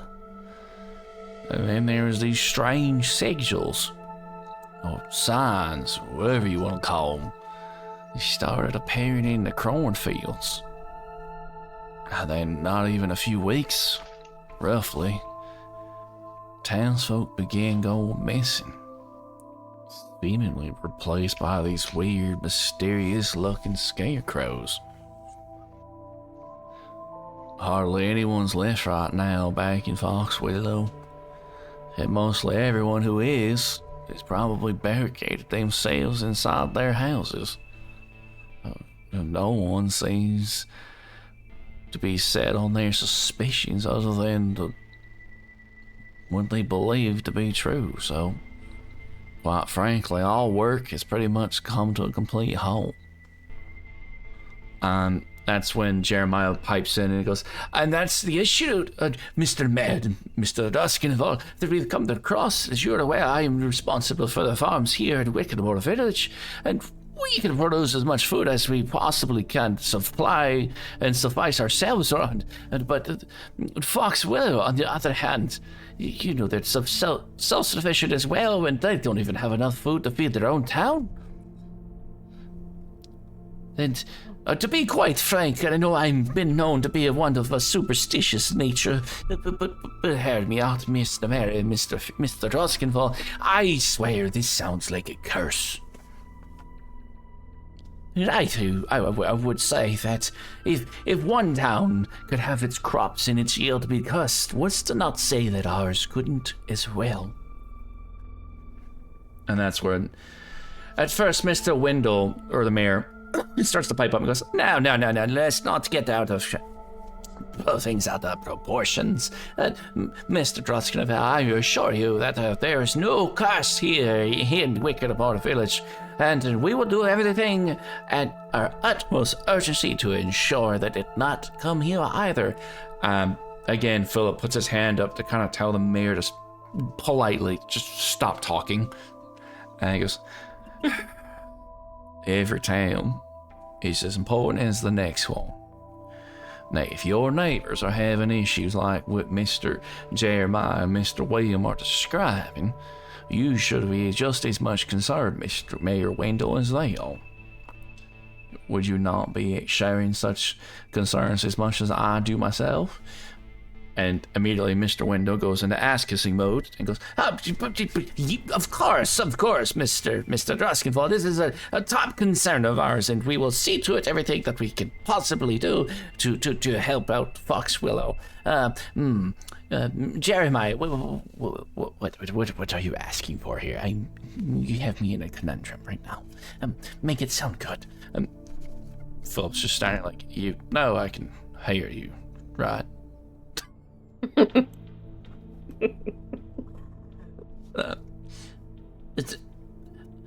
Mr. Mayor, Mr. Druskenfall, I personally think that whatever is happening in Fox Willow, we should see to ourselves that we not only aid them, but help eradicate whatever it is that is plaguing their town. Because I get, as the farm keeper for here in Wickermoor, I do draw some urgency of concern that whatever is there could find its way here when they run out. And William kind of nods his head and goes, unless you like corn, I got a lot of corn. And Philip looks to you guys and goes, well, what's y'all's input on this?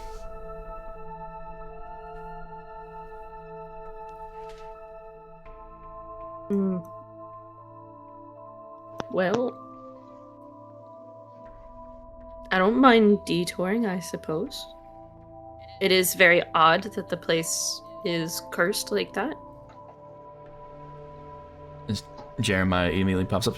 So I see this lass has a good head on her head, and she believes that it's a curse too, Mr.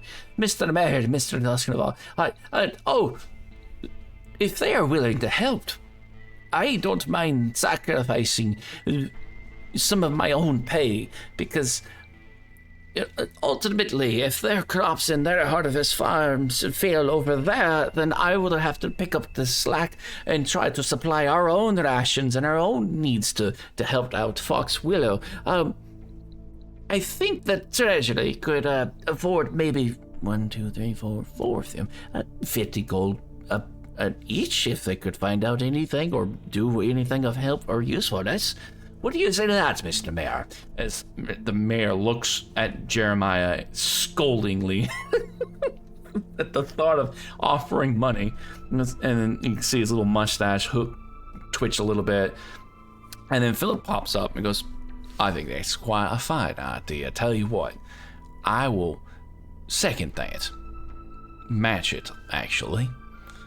The 50 gold piece you said for each one of them, I think I can match that as well, if y'all are willing to help, that is. I'll look at the party. Nothing to Devils. blood. How far is Fox Willow? You can see William kind of ponder it, and as he looks at it, he goes, couple nights, perhaps. I do have a horse-drawn car I could carry y'all in. Old Raggy might take a little less pep in his step, but we'll get you there. Yes, the horse name's Raggy. Yeah. Don't question it. I love it.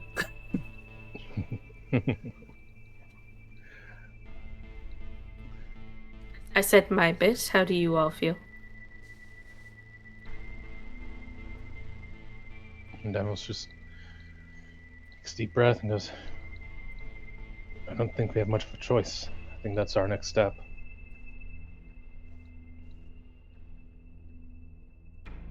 Another part of the song goes, whatever you decide to go, we'll follow, just to make sure I can keep you all alive. But like halfway through his sentence, it's going to switch from common to abyssal. Does anyone speak abyssal besides him? No. I speak deep speech and netherese. Nope. Nix doesn't either. As Nick, Oh, look. Nix goes, I'm Nix. He has no idea it's happening. I am Nix now. Yeah, she would already be on the fucking. She's already on the back of the wagon. Yeah. Like she's ready to go. Yep. That would definitely be her move. Yeah. No, I think. Oh, I gotta do a little bit better. Huh? I am Nix. No, maybe not. Good. Perfect. Yeah. Yeah, I think if we're okay with it, we pack up our belongings from the Green Queen Inn just to get things moving along and hop on the back of the wagon and off we go. Okay. So Yep. if I'm hearing right, we're headed to Fox Willow. Does anyone need anything from town, or I guess we have the week to figure it out if we want to grab anything before we go. That's true. We could do offline shopping. Okay. Offline shopping. The start of next week will be just getting on the wagon.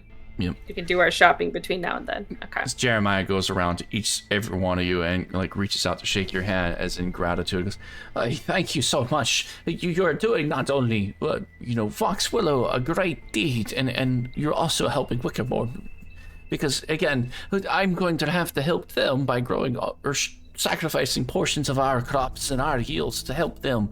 But if we can get to the root of the problem, we can get them back on their feet, and everyone will benefit from that. The work that you do for people does not go unnoticed. And kind sentiment. I do greatly appreciate that. He takes off his flat cap. You see a little bald spot on top of his head amongst the curly long hair. And then Wendell kind of hesitantly like, all right, we got the plans for here. So, William, he points to the farmer, and he kind of was a little disgusted, but whatever. You help them load up your cart, and Jeremiah, you and I are going to have a discussion later. But Mr. Druskenvalls, what else can I do for you, sir? He goes, that's right, we were supposed to have a meeting.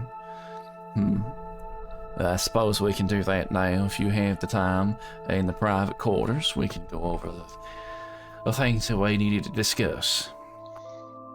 Yes, sir, right this way. As he leads off Philip to his office, and Philip, before fully leaving, turns around and says to you guys, looks to you all of you, goes, I do quite appreciate what you're being able to do.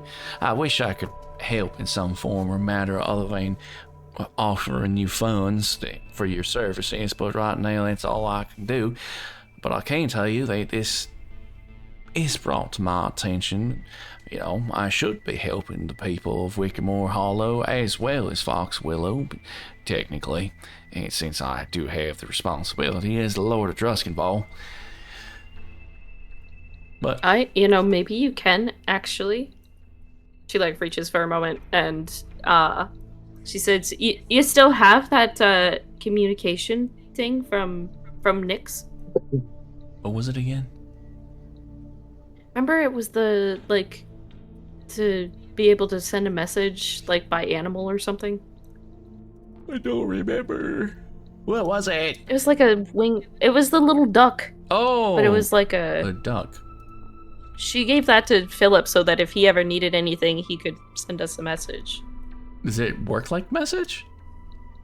I don't know. You gave it to her. That's what she did with it. I will double check. I don't even know where it Anyways, went. Where's that duck? Regardless, I'll still say my piece.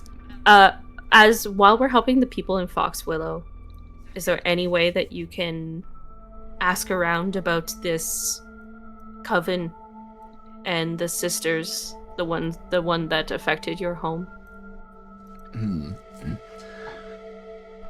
I'm actually doing an investigation on that myself, as I currently said and before you. I don't know much at this moment, other than that perhaps they are trying to unsettle something that's already been set. At least that's the whispers I've heard, rumors, or whatever like you want to call it, from folks within this town. Other than that, I can tell you that certain groups of people have been quite excited since last night in regards to the hag being taken care of by yourselves. And some yes, we've noticed. greater means of some sort or bigger plan. I'm not sure yet. I did hear this name mentioned a couple times. Something odd about it. Perhaps you've heard of it too, but maybe you can shed some light or insight for me. Have you heard of this crooked man? Oh, aye, yes. And I think we've even seen him a couple times inside your home. Who is he? I don't know. I believe by the things that he was saying that he was what was the father's name? Something Lockwood or something. Yeah. According to the painter, he's the one that's been spreading our names around town. Aye, but remember at the house he said something about chopping them all up or chopping them all down or something? Isn't that what the... Yeah, that. Yeah. I made the assumption that he must have been the father that killed everybody. Isn't that one of the Lockwoods? I'm not quite sure. Like I said, I am also conducting an investigation of myself, because the last thing I remember is I was given keys to that house to find some reprieve while I'm in town. Then the last thing I remember is preparing a dinner for some, guests, yourselves, and then waking up on a floor tied in ropes with the four of you standing over me and a dead, hag next to me. If I were you, Philip, I would check your property. That crooked man, you called him, he seems to be connected. Either that or somewhere's maybe around the city center of some kind, but a spirit like that, an angry spirit like that, is connected to something. Something is keeping him here. I see. Very well. I will take your humble advice and follow through on it. And perhaps we will follow up on y'all's return to see if we can collaborate what information we do have between the two of us. I believe there was something else I was forgetting. Oh, right. Adele says hello. Adele. Adela? Adele. At least I can call her Adelaide this time. True. She is anxiously waiting for y'all to return for a meal or two. But I did tell her, until we can make sure the house is at least secure, but we might have to postpone that for a little longer. Hence why I'm here to give a little bit of reprimand to the mayor. Alright, with that, okay, go. You bet. What? I said, alright, with that, I need to go to bed. All right, we will. And on that note, so where we'll pick up next time is you guys will travel. Or, yeah, we'll do the traveling part, but if you want to do any offline shopping, we can do that, whatever. Sick. That's where we will end for now. Okay, I love you guys. Good night. Oh, Jericho.